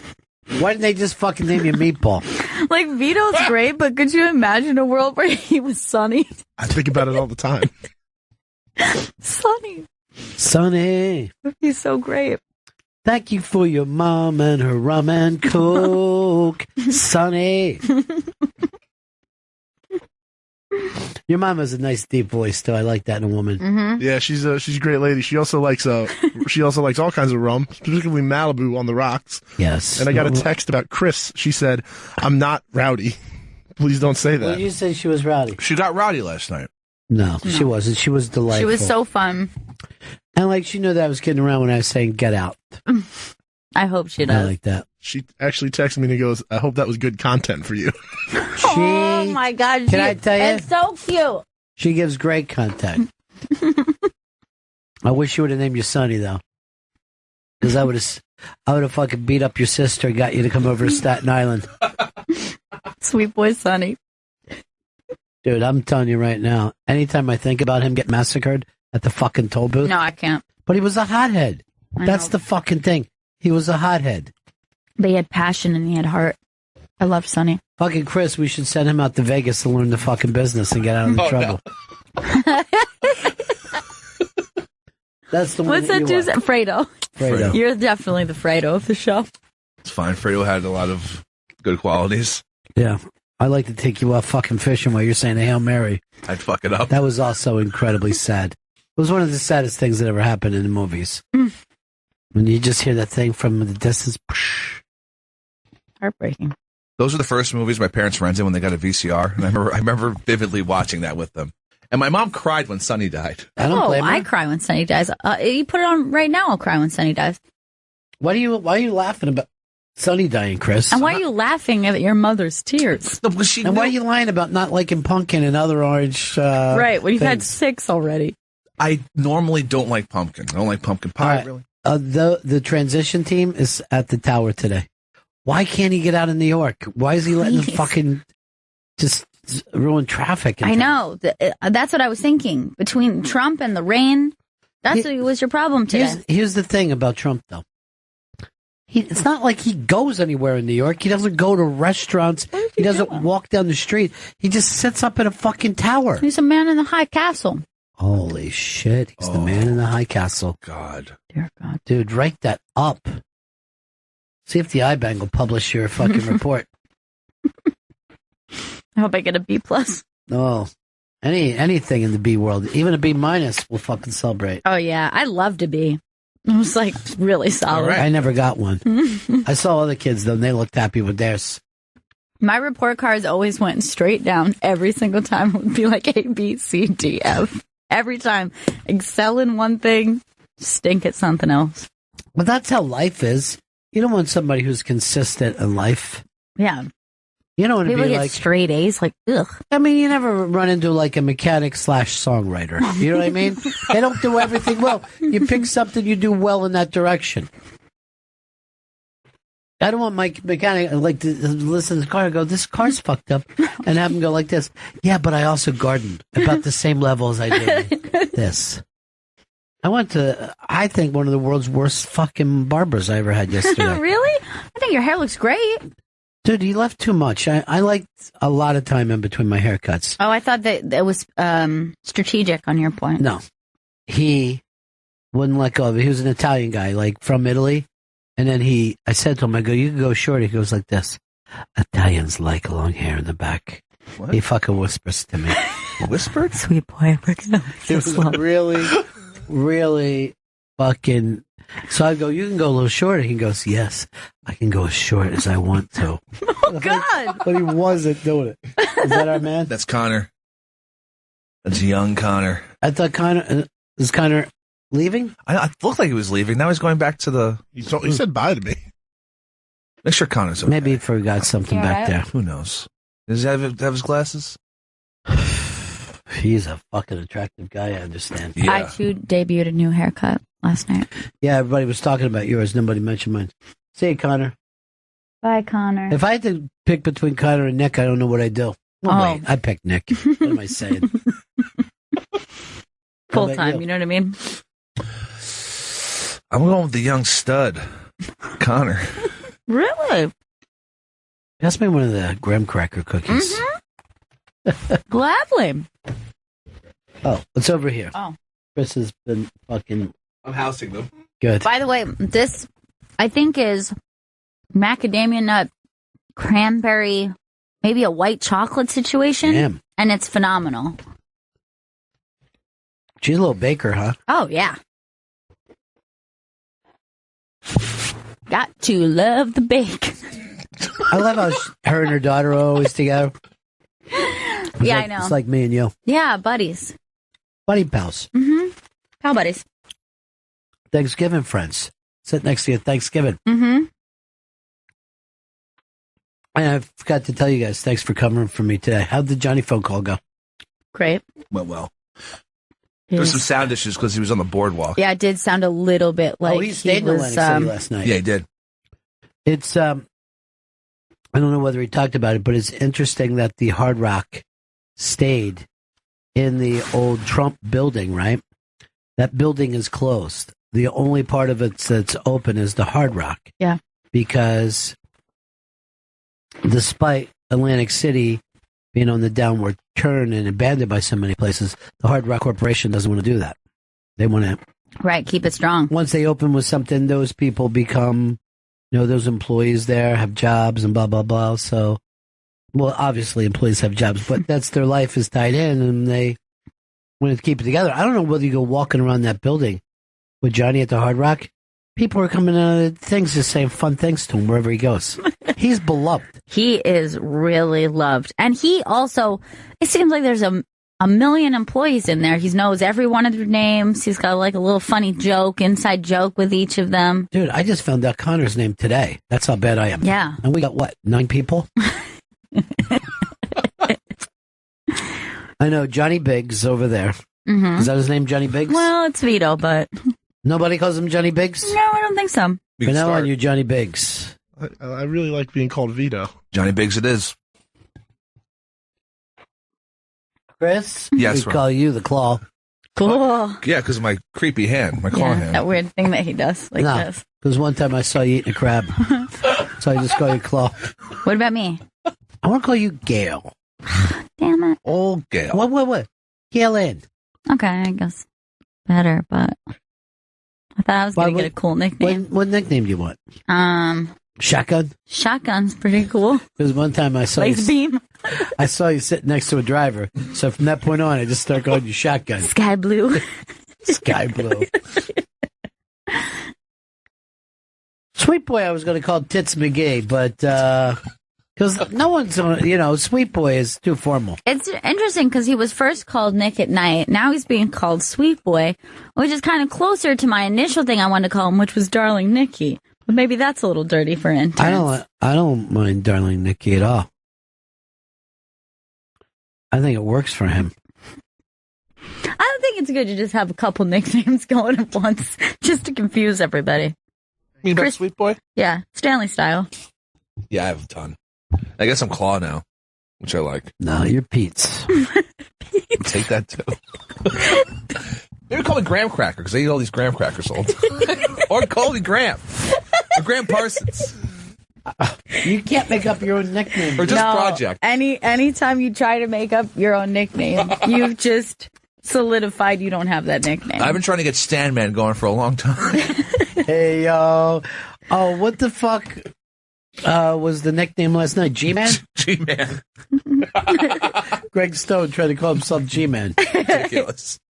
Did he have a good time? He loved it. He was so funny. Was so pleased. I got huge predictions for that kid. I really do. Yeah, he's hilarious. All of our guests were so funny. Yeah, we don't want to give them all away. Save it for people who have no family and are going to be listening on Thanksgiving. Big ups. What do you play that Thanksgiving and then Black Friday, both? Yep. This will premiere next Thursday. It's going to replay Friday. It's going to play all weekend long. And I believe it'll be on Opie Radio as well. I'll get times for all those. Yeah. All the exact times later today, but it's definitely playing noon next Thursday, noon next Friday. Did Donnie Wicks already go back to D.C.? I saw Did him you do up the D.C. here. shuffle? I'm not sure if he shuffled all the way yet. I didn't see him. I saw him here I this thought morning. he was still here today. Why throughout don't we the call day. him Amtrak? That's a good one. All right. Because he takes a lot of Amtrak. He does. Well, here's somebody I like to call Cookie. Because the amount of cookies she makes us. Marine, what's up, darling? What's up, Cookie? What's up, Cook? Hi, guys. Thanks for the great Thanksgiving yesterday. It was so much fun, wasn't it? Yes, it was. And I particularly loved Vito at the end. Vito at the end was stunning. He's a crowd pleaser. Yes, he is. Well, everybody's enjoying your cookies here today. Yeah, they're so good. Delicious. I'm glad. Well, I know you like the oatmeal raisin, and yes, I did throw some in with the cranberry and white chocolate just because I like that. But I have the plain oatmeal raisin for you. You're gonna like it. And I wanted to turn Ron on the graham crackers. Well, you were right. I loved it. Everything I said was false. And unlike the other people in this show, I have no problem admitting it. I don't fight to the death.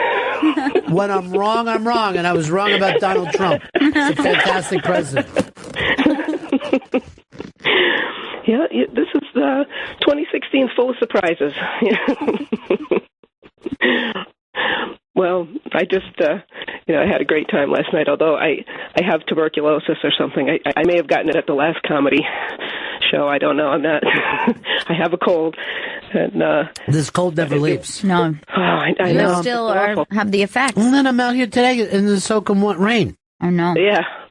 So, I don't know. I saw my doctor, and he goes, "Wait, I thought you were dead." I go, "No." He goes, "When you left." He said, "The last time you left here," he said, "I gave you 15 to 20 minutes." Way off. And then I go, "Well, what should I do?" And he goes, "Ronnie, I got to tell you the truth. You may never die." Wow. Wow. Great. I go, "What are you talking about? I may never die." He goes, "Have you heard of Walking Dead?" I go, "Heard of it. I never saw it, though." You might be unbreakable. Or the other guy who just breaks constantly. Mr. Glass. But Mr. Glass is very, very smart at doing stuff. They call him Mr. Glass. They call me Mr. Pitiful. All right, Maureen, nice to talk to you, baby. You too. Thanks for all the cookies. Anytime. You Bye. say anytime. Make sure I get her number. I'm going to call her and just order from once in a while. Hey, how did the Comedy 101 go over yesterday? We played that. Did people like? Oh, people loved it, yeah. You just saying that. No, I never gotta get any bad news. I never get, hey, we thought it was good, and then no one liked it. That would make me believe some of the things that you're saying. That's available on demand, and it's a very, very funny one. Yeah, that's available on demand on the SiriusXM app. And there's a photo album up on the interrobang.com of the evening. Look how pretty Angie is with that poster. Oh, that's a great picture. Man, we got to meet so many cool people. We got to meet Kara, which I was so excited about. Kara's super I'm a big fucking fan. cool. Yeah, me too.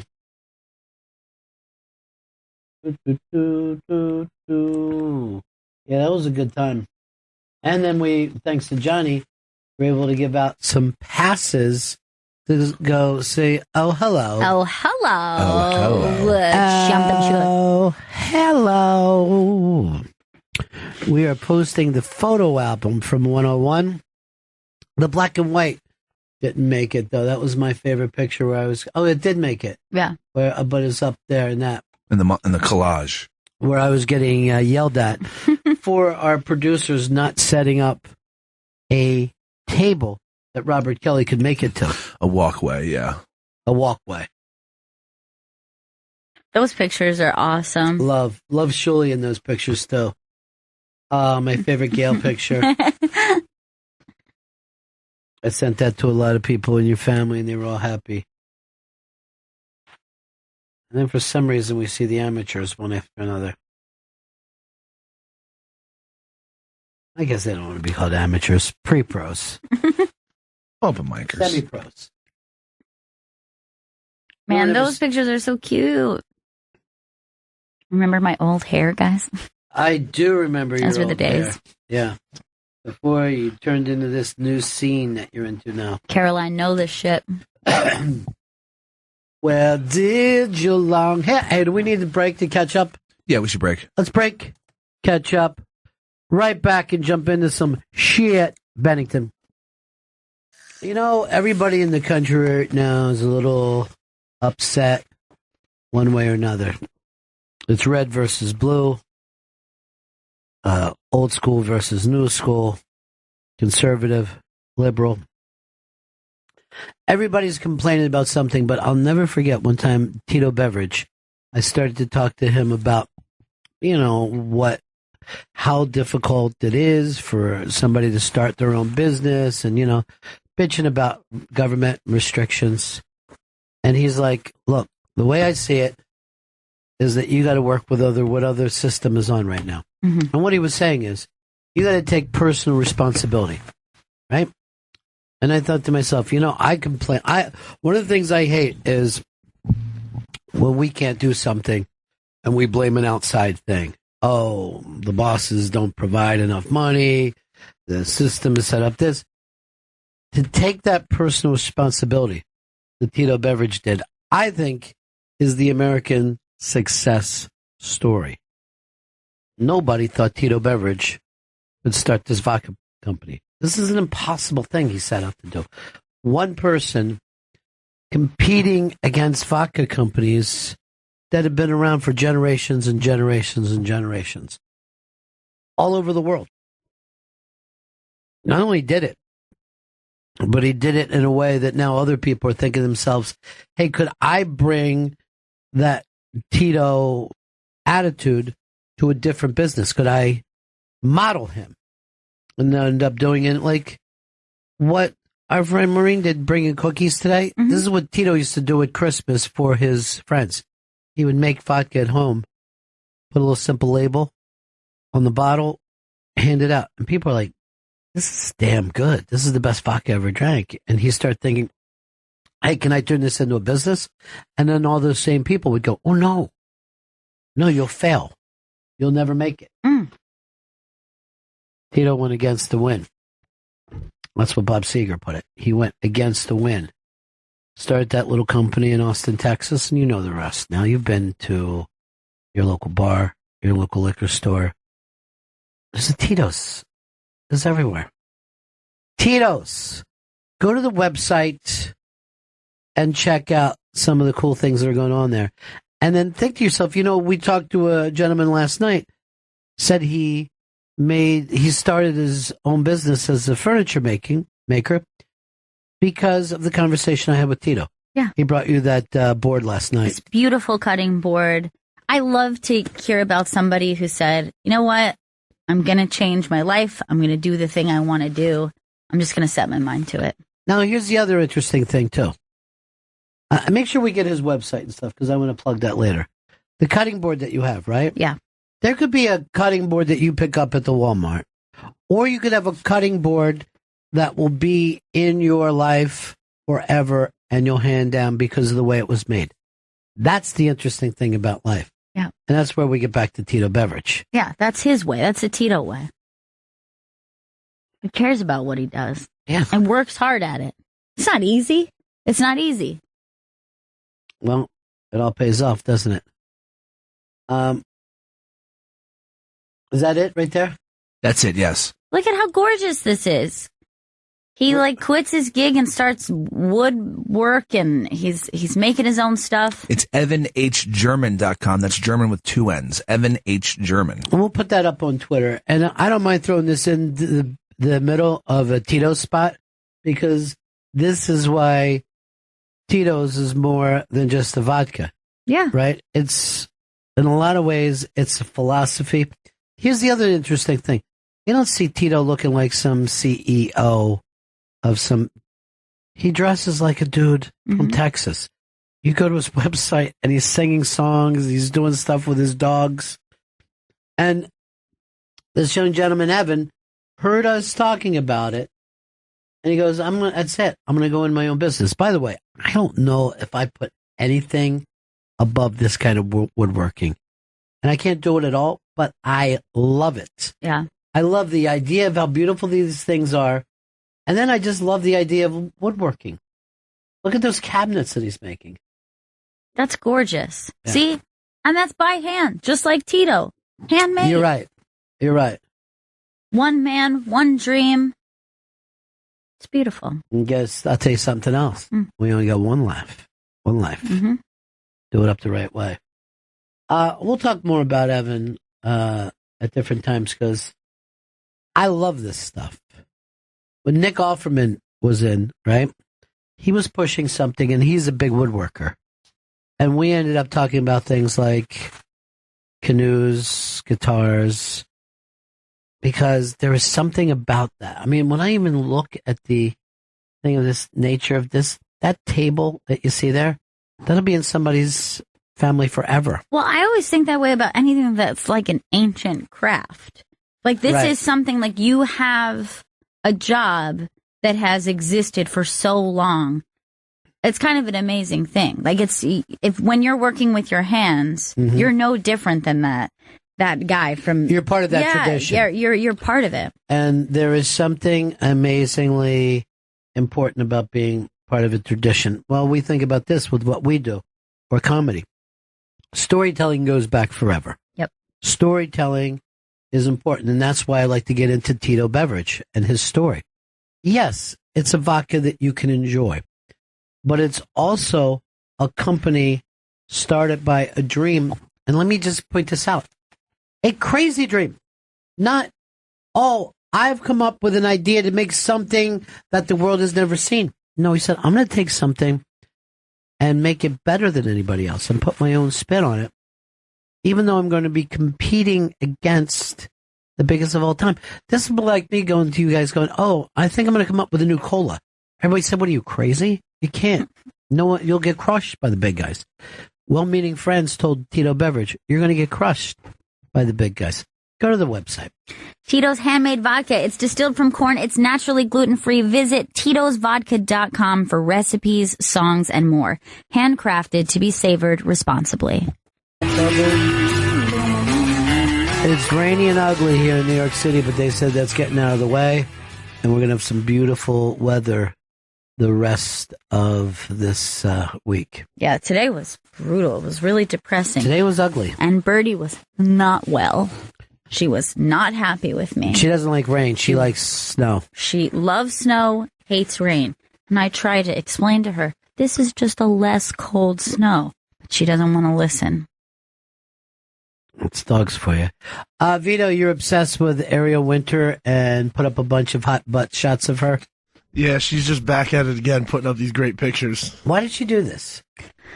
She's exploring sexuality, I believe. I think she's sick of being the nerdy younger sister on the show, and she's trying to put out there, hey, she's like, look, I'm hot too. I'm a stone cold fox. Yeah, but when she put it on the glass here, some glass pool. Damn, put them on the glass. I know. That's a great ass. I give the kid credit. It's great. And she's always been very breasty as well. She's actually had to take them down a tad. I know, because she was suffocating under those things. Some people got mad at her for it.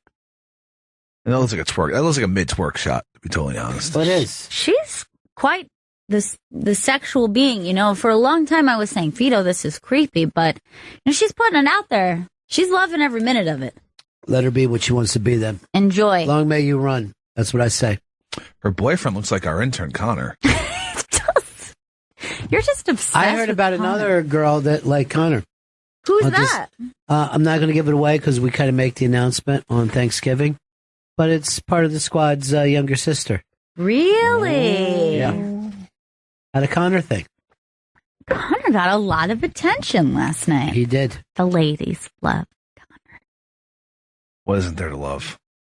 Yeah, but you never brought it up before, so that would have made sense. But you know what? It's kind of funny because he does have that, like, whatever that thing they do in, like, terrible teen movies where he's just like, oh, he's just like this regular guy I work with glasses. Yeah. And then he takes them off. He's like, oh, my God, he's beautiful. Yeah, last night he didn't have the glasses on. I told him to go back to the green room to grab something. I had to stop myself. Like, oh, shit. Connor, what's different about you? You're lying. No, you don't recognize anything. Sweet boy's calling somebody sweet boy's the issue, and he's talking about how he takes his glasses off and he gets attracted to him. I'm not attracted to anyone. I can just recognize attractiveness. And you had to take a double take. You two guys not like each other? He's still pissed at me about Fatty sleeping. Here's the funny thing, though. He's the leader of the interns. You've never had that. Yeah, and those interns love him. Why wouldn't they? They love him. It's because he gives them all these weird nicknames like Sweet Boy. No, they adore him. And I noticed that they come in, what do you need, Vito? What can I do? They don't even address you. They just love him. They love him so much. And they always say to me, Vito's been teaching me so much. Vito's just more likable than I am. That's nothing to brag about. He has likability, sure. The Patriots are just better at football than we are. That's the only reason people like them. Doesn't make fucking sense. Stop going around with the Ariel Winter pictures. I'll you know what, Vito, since you're on top of the world right now, let's do one of your Vito questions. We haven't done one in a while. I've been thinking about the afterlife recently. So think about like all the close calls you've had in your life, like towards death. Mm-hmm. What if one of those times you actually died and you're just living out the afterlife is just living out the rest of your life? Okay, and then what happens at the end of what we consider our life here? I think in your head, you're just like, wow, I'm living forever right now. Like my life is never ending. What? That's not true. That makes sense. Because we're all aging. All right, so let's say I got hit by a bus last week, but I'm really just living my life, and eventually I'll die an old lady in my 90s in my bed. No. Like at 90, you'll be like, wow, I feel really good right now. That doesn't make sense. Then when do people actually... In your head, you're like, wow, I found some cure. And this is the afterlife. Just for you, though. Like, other people still die around So we you. just keep getting older in our dream afterlife until what? Until we're just like the oldest people ever? We're just going to be like 600 years old? And you're like, Your idea is a rejected fucking Twilight Zone script. It's not thought out. There's nothing to this. You just... Once you hit like 95 in my head... You kind of just age out, and then you're going to look the same no matter what. Like, there's really no after that. You just look the same, and you're just like, wow. It doesn't make sense that 1,000 years from now, the person would be 95. But it's your afterlife. Do other people die in this afterlife? Yeah, people die around you. Well, You have that to deal sucks.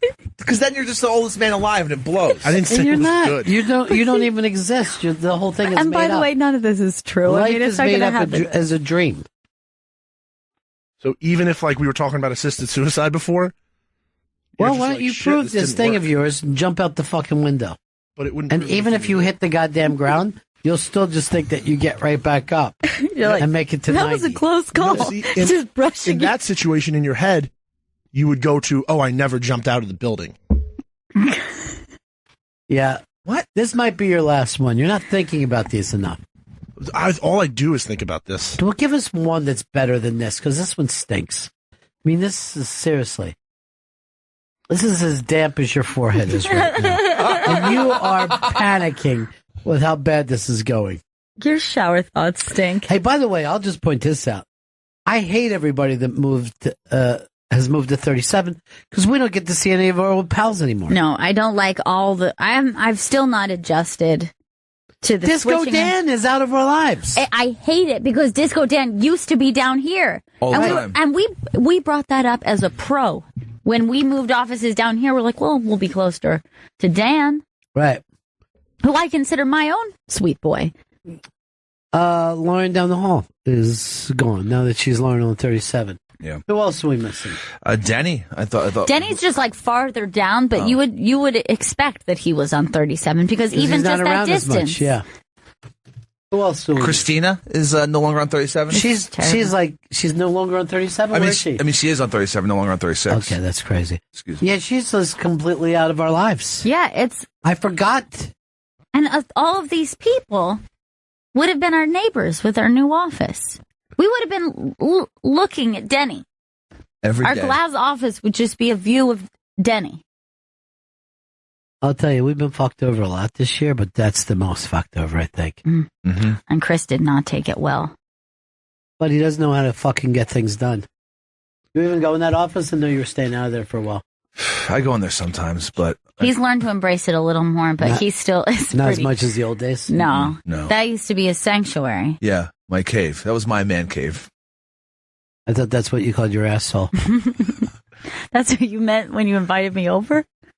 Oh. Well, I thought we were going to have a nice big conversation about fucking Vito's things, but not one of you guys even feels like getting involved in it, huh? Well, it doesn't make give us one, Chris. You're the new Vito. Okay. Give us a conversation starter. All right. Say that there's actually literally a bottomless pit, and you fall down. Wait, why do they have to be Vito level conversation? Why are they that stupid? When it's my turn, does mine have to be stupid? Because there is a bottom to anything. But this is an actual bottomless pit. Okay, it's a fucking bottomless pit. You fall down it, and you never hit the bottom. How do you die? You don't. You could starve to death, possibly.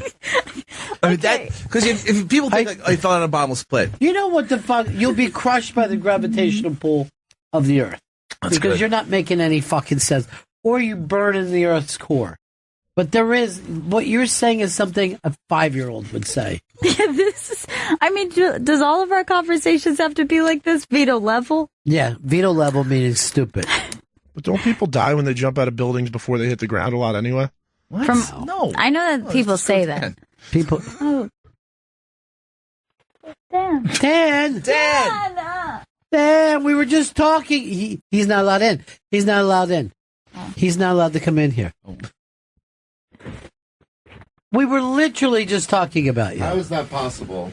Because we said, since you moved to 37, we don't get to see you anymore. I know, it sucks. That's why I still have the printer from down here so I could have an excuse to come down. Oh my God. So sad. Yeah, it's rough. I like your OR scrubs. Oh, are they? How you guys doing? Dude, we were just saying, we don't, we've lost our friends to 37. Is it fun up there, though? You know, it's okay. It's okay. You're near Christina, right? Yeah, Christina's fun. She's really You guys started a new close. Yeah, we call it, so it's me and Christina and two guys named Steve in our little cube, so we call it Stevie Island. All right, first of all, I love the name Stevie Island. Yeah, I know. It's fun. We're going to give you a small thing of cookies to take up. Just give them, see if we got like a bowl, because I can't give them all of one flavor. Right. But we can give you enough out of everything. Yeah, get like a nice plate. And just say, that we wanted to say, cheer, just say from the Bennington Show, cheers to Stevie Island. That sounds great. I love Stevie Island. I don't think anyone will be And unhappy. we're here on Stevie Island. They're both named Stevie? Yeah, one is called Stevie more, I would say, but they're two Steves. I like one might have the PH, you know. I don't know. And I like that the two of you are involved, not Stevie's, but you're willing to call it Stevie Island. That's the fucking problem Majority David Lee rules, Roth you know. made, though. Yeah. You know what I mean? Yeah. He said wherever you went, people would say to him when they first started, "Great show, Van," thinking that he was Van, first name Halen. Oh, And then when he was gone, more people cared about Van Halen than the David Lee Roth project. So that could be with you with Stevie Island. Right. But, wait, what are you going to say when we take it up there? I forgot. I had something nice. What am I going to say? No, it's going to say from the Bennington Show, cheers to Stevie Island. Oh, I love that. That's what you need to say from us. Yeah. Write that down, Dan. I have to write it down? Just say it. Now I have Just homework. Bring in the gift. Well, first of all, these are cookies. Yeah. And we're sharing our cookies. They look good. What kind?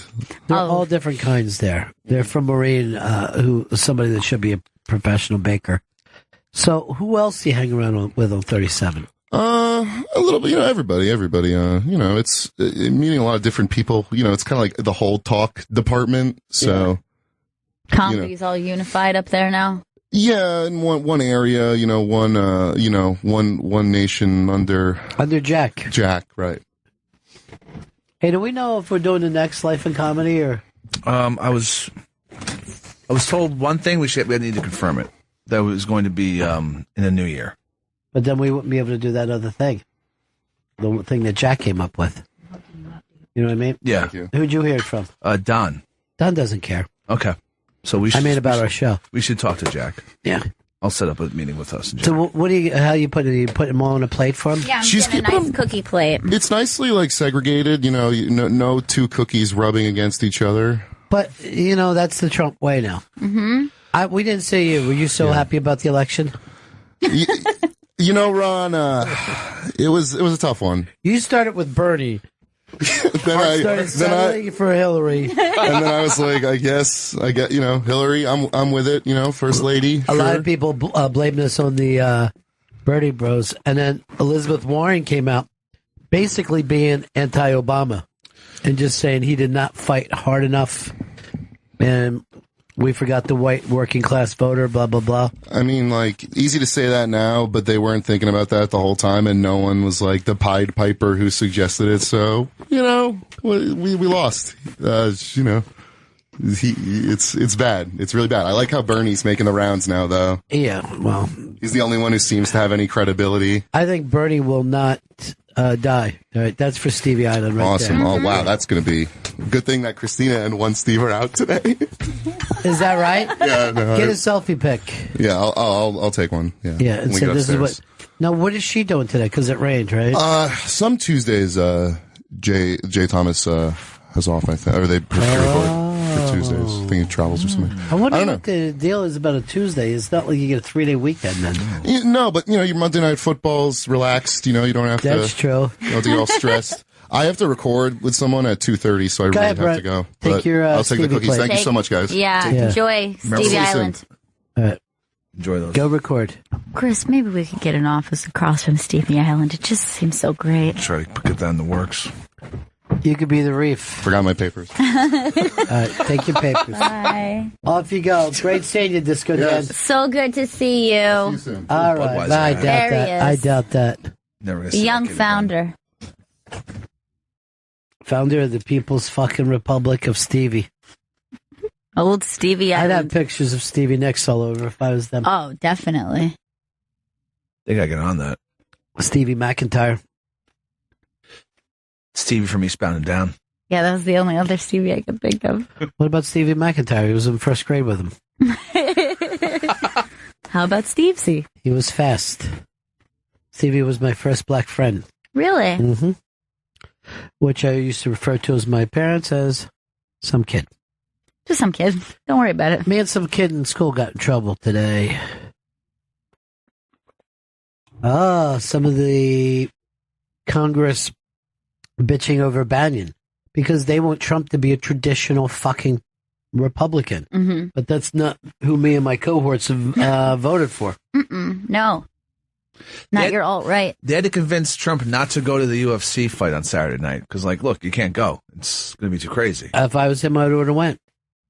What's the point of being fucking president if you can't do what you want to do? I hope he lives on the edge. I hope he lives in a prayer. Living on a prayer, living on a prayer.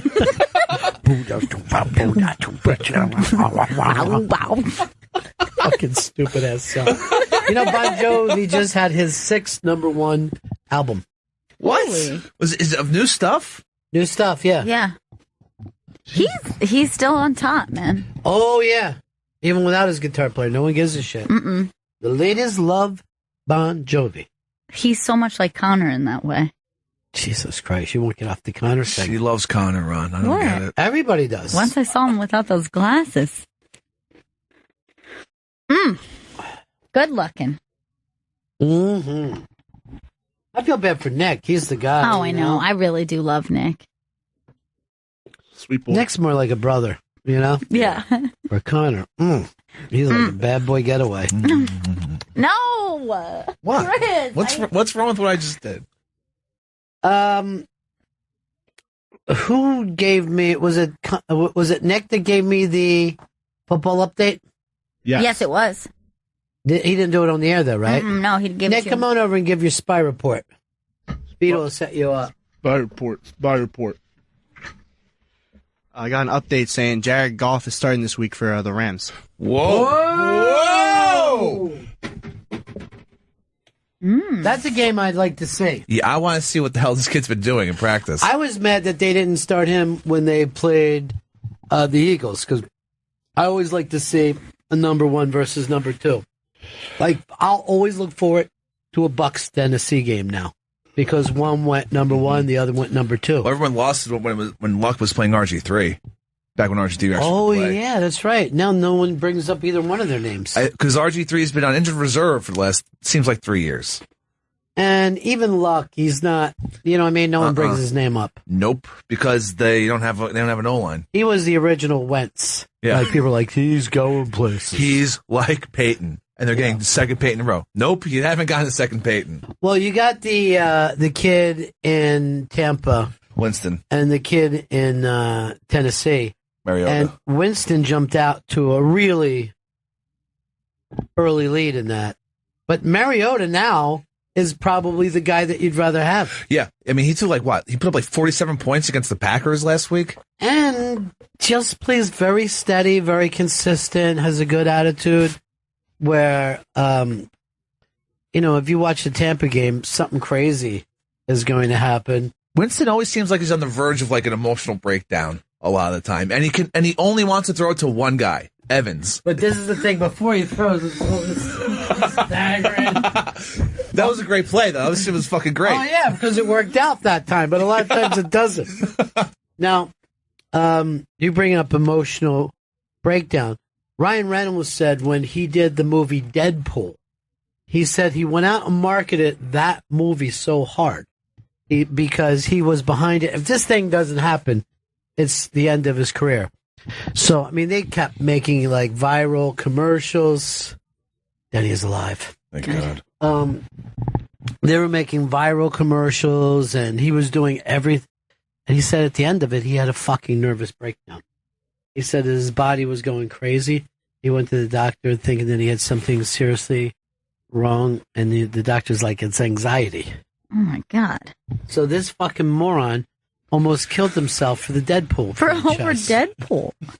He made almost $1 billion with that movie, though. Yeah. Is that worth the anxiety, I wonder, for him? Yeah, because now Yes, he it can is. just make Deadpool forever. But it's a movie that you're never really going to see his face. No. Because even when he takes off his mask, he's wearing a mask. Yeah, he's all like burnt up or whatever, and Yeah. it's all it looks like he's CGI through a lot of the movie too. The actual like the Deadpool character. Yeah, that's how Iron Man is. Yeah, Where he's like, if you see the lid down, it's not me. Like he fucking admits that. Like Right. I'm not in all the Iron Man scenes. It's fucking green screen. I think he actually wore the costume though. No, or Deadpool. Oh, no, we're talking about Iron Man. Yeah, this time he did. But is he going to keep doing that in the future? What's the Yeah. fucking reason for it? His nerves can't take it. No. He needs a break.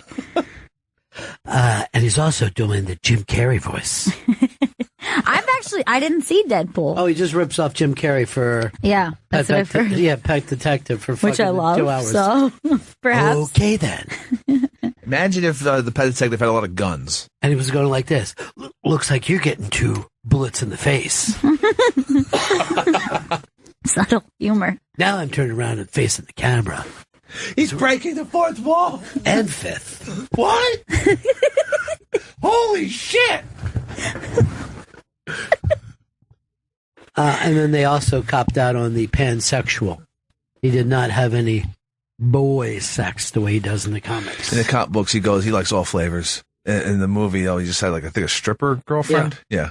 Really? So it's a bisexual character in the comic book? Yeah. They don't say bisexual, it's pansexual. Pansexual. That's when you are also, you don't worry about if they're cisgender or transgender. Or if you're in an orgy. Oh, okay. That too, I guess. You just want to keep dicking. I don't know. You know, once you say bisexual, I think we assumed you're free to choose whatever you want. Right. And if you, let's say you say you're bisexual, but then you're like, but I don't sleep with Asians. You're still bisexual. Right. You just have a very specific preference. But I guess some bisexual people, I don't know who are these like somewhat close-minded bisexual where you're like, trans. Ew. Ew. Not for moi. I'm with 99% of the planet. But you're just like saying, I like genitals either way, either kind, but they have to originally have been that way from the beginning. Yeah. Original or, genitals. Top's got to match the bottom. I don't want to see a boy face and then look down and see a vagina, vice versa. You're right. I don't think bisexuals are that close-minded. I think they're fine. I think all bisexuals always have been pansexuals. We just now have to specify. But don't you even think that preferences are interesting where you'll, like, I know a guy, he's never dated a non-blonde. He just hasn't. And it's not that he hates brunettes, but he's like, oh, every girl I've ever dated is blonde, and I'm married to a blonde. I would ask him to just try it 4 non-blondes, please. That is 90s, my friend. In those days, that's 20 years ago now. But isn't that weird just to have a preference? And see, I think a lot of times we're not aware of our preferences. Yes. And I think it's just as weird like people who are like, I don't, like, ooh, I would never date somebody who's Asian. I'd never date somebody who's black. Is just as weird to me as someone's like, me likes the black ladies. And I'm like, well, doesn't that sound... Yeah. Because, like, isn't fetishizing race just as weird as saying, I don't like your race? All right, let's just take that over. What makes it a fetish? If someone just likes Asians, is that a fetish? If you just are like, oh, I don't know. I don't know where you draw the line. Because if you're just watching, let's say, Asian porn. Yeah. And that's just like what you're into. And then every time you're around an Asian woman, the only thing is like, me likey. Then, like, I would call that like fetishizing her race as opposed to, oh, yes, I also find Asian women attractive. But what about like somebody like, she's beautiful. And I'm crazy about her, but she's taller than me by 2 inches, so that's it. I'm done. That is a weird thing, and that happens all the time. I think a lot of times we don't even know it. It happens so much, and it happens so much with women, which is crazy. But you know what? I'm reaping all the benefits. Because all these tall girls are like, I don't like short guys. I'm like, you're tall to me, honey. You're tall to me. But there's some people who do like tall people. You know what I mean? Right, like I like a woman a foot taller than me, they'll say. I don't know. I've always been... I don't think we've done enough science on why people are attracted to what they are attracted. That's why I thought we weren't even ever in the business of judging whether the gay thing was nurture or nature, because like I said, why don't you just go with I only date long-haired people and any short hair freaks me out. How is that any different than being gay? Or, you have this thing that you don't know what drives you. Some people, they can't imagine a woman without incredibly large breasts. Other people, that's an absolute turn-off for. Even in the gay community, you have size queens. Mm-hmm. You have, people that only have a preference for a certain kind of gay. Can I say that the pride that I feel hearing my father use the term size queen just really makes me happy? Well, that you know the term. Most of the women I've dated. I'm told. Looks like you're a size queen now.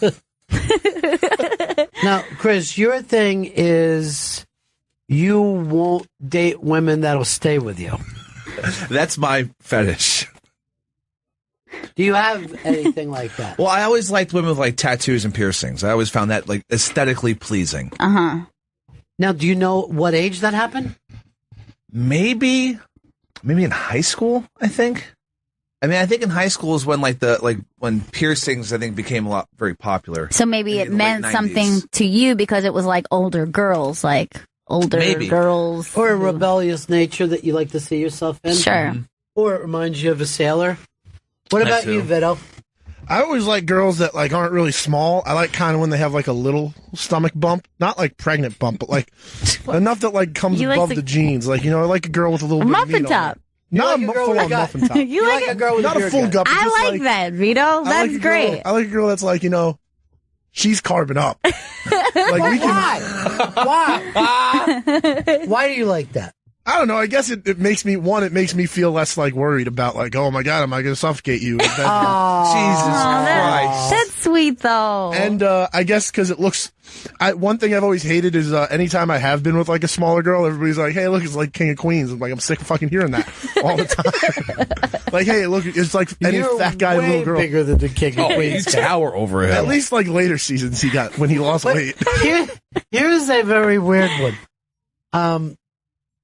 Last night, when you ran around with your shirt up to your armpits and all, Big J was like, oh, Vito's bigger than me. Yeah, and he was so happy. He was ecstatic. You made him very, very happy. He said, oh, God, I feel great right now. Good for him. Really glad I could do that for Big J. I was very surprised that he went with that angle, though. Yeah, he was legitimately happy. That was his honest reaction. But I was like, Jay, why couldn't you tell that when he had his shirt on? All right, I got this book. I am supposed to take anything else home? That's because where are we going to be meeting today? Studio 6. Yes, you have one more thing to bring home. A bio. Wait, why am I going to meet in Studio 6? Yeah. That's where our time is. Do we got to record anything? No, that's just a place to meet as well. Ugh. We have to go have a meeting. I don't really like meeting in studios unless we're recording in studios. We need a meeting room. Can we get a meeting room instead? Yeah, Vito, send Sweet Boy.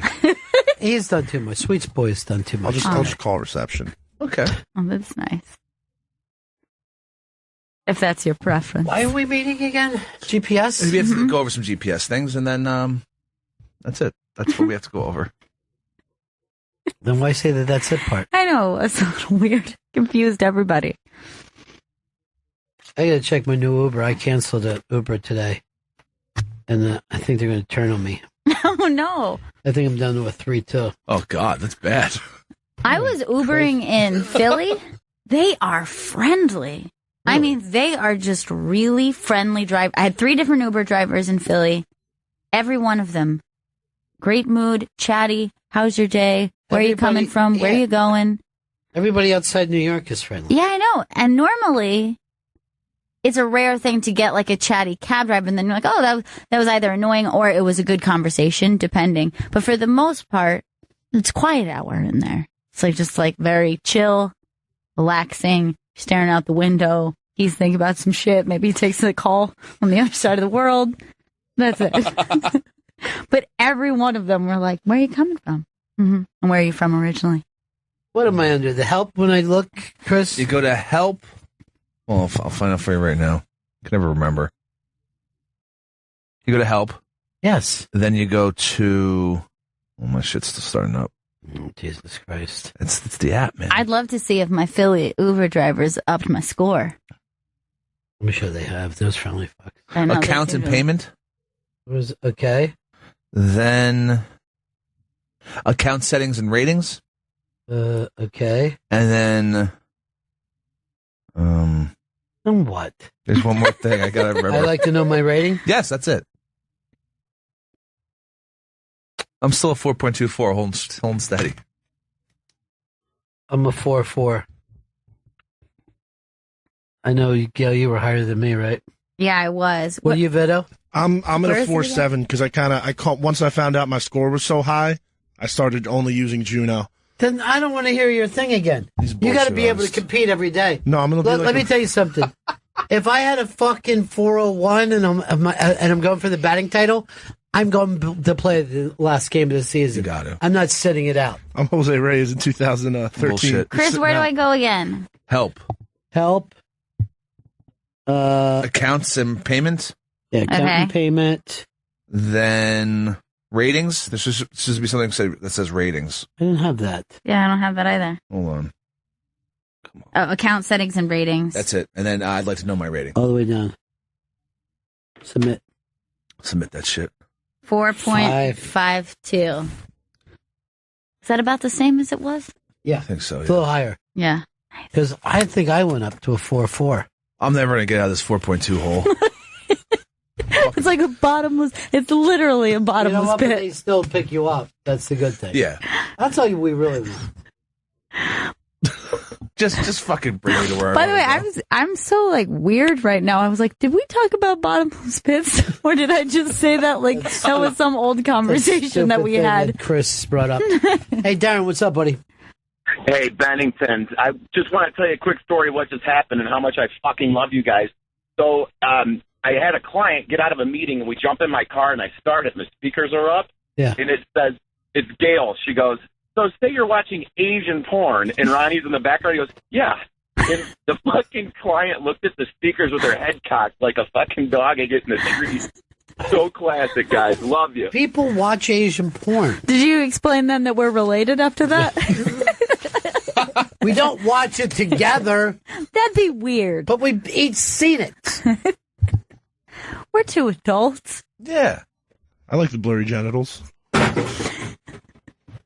You tell that client of yours that we got to go to some fucking odd studio to have a meeting? No, we got the corner office. What corner office? Upstairs? Yeah, upstairs. I don't like walking all the way up We there. can take the elevator up. No, not in one of those Not spots. one floor. I do it sometimes. I'm sure you do. You're a piece of shit, Chris. Fatty. Oh, fuck you. Fuck you. Elevator fat boy? How's it feel? You've taken it too. You won't even sit in certain rooms because you're too fat. That's not true at all. That's just a really mean thing to say to somebody for no reason. I've never heard him say, I just can't fit sitting in the room if he wants to be sitting as in the audience for a mask because he thinks everyone's going to look at him. No, it's not that. It's that I don't like my fat filling over to the person next to me because there's Same no arm thing. bars on the seats. Same thing. There's no arm bars. So I sit in the back corner and I move my seat over a few inches. Aw, you can sit wherever you want, buddy. Thanks, Chris. Remember yesterday when you said shit in front of my mom? That was really cool of you, too. Yeah, that was mean. That was And really I was watching shitty. her face when that happened. I don't think Leslie likes me. No. She doesn't know that we use fatty as a term of endearment. We do? I'm just being mean. Are we out of here? Yeah, we out. All right, let's end with 6 seconds of Elton John. And we'll see you all again in 1974. Ladies and gentlemen, the evening.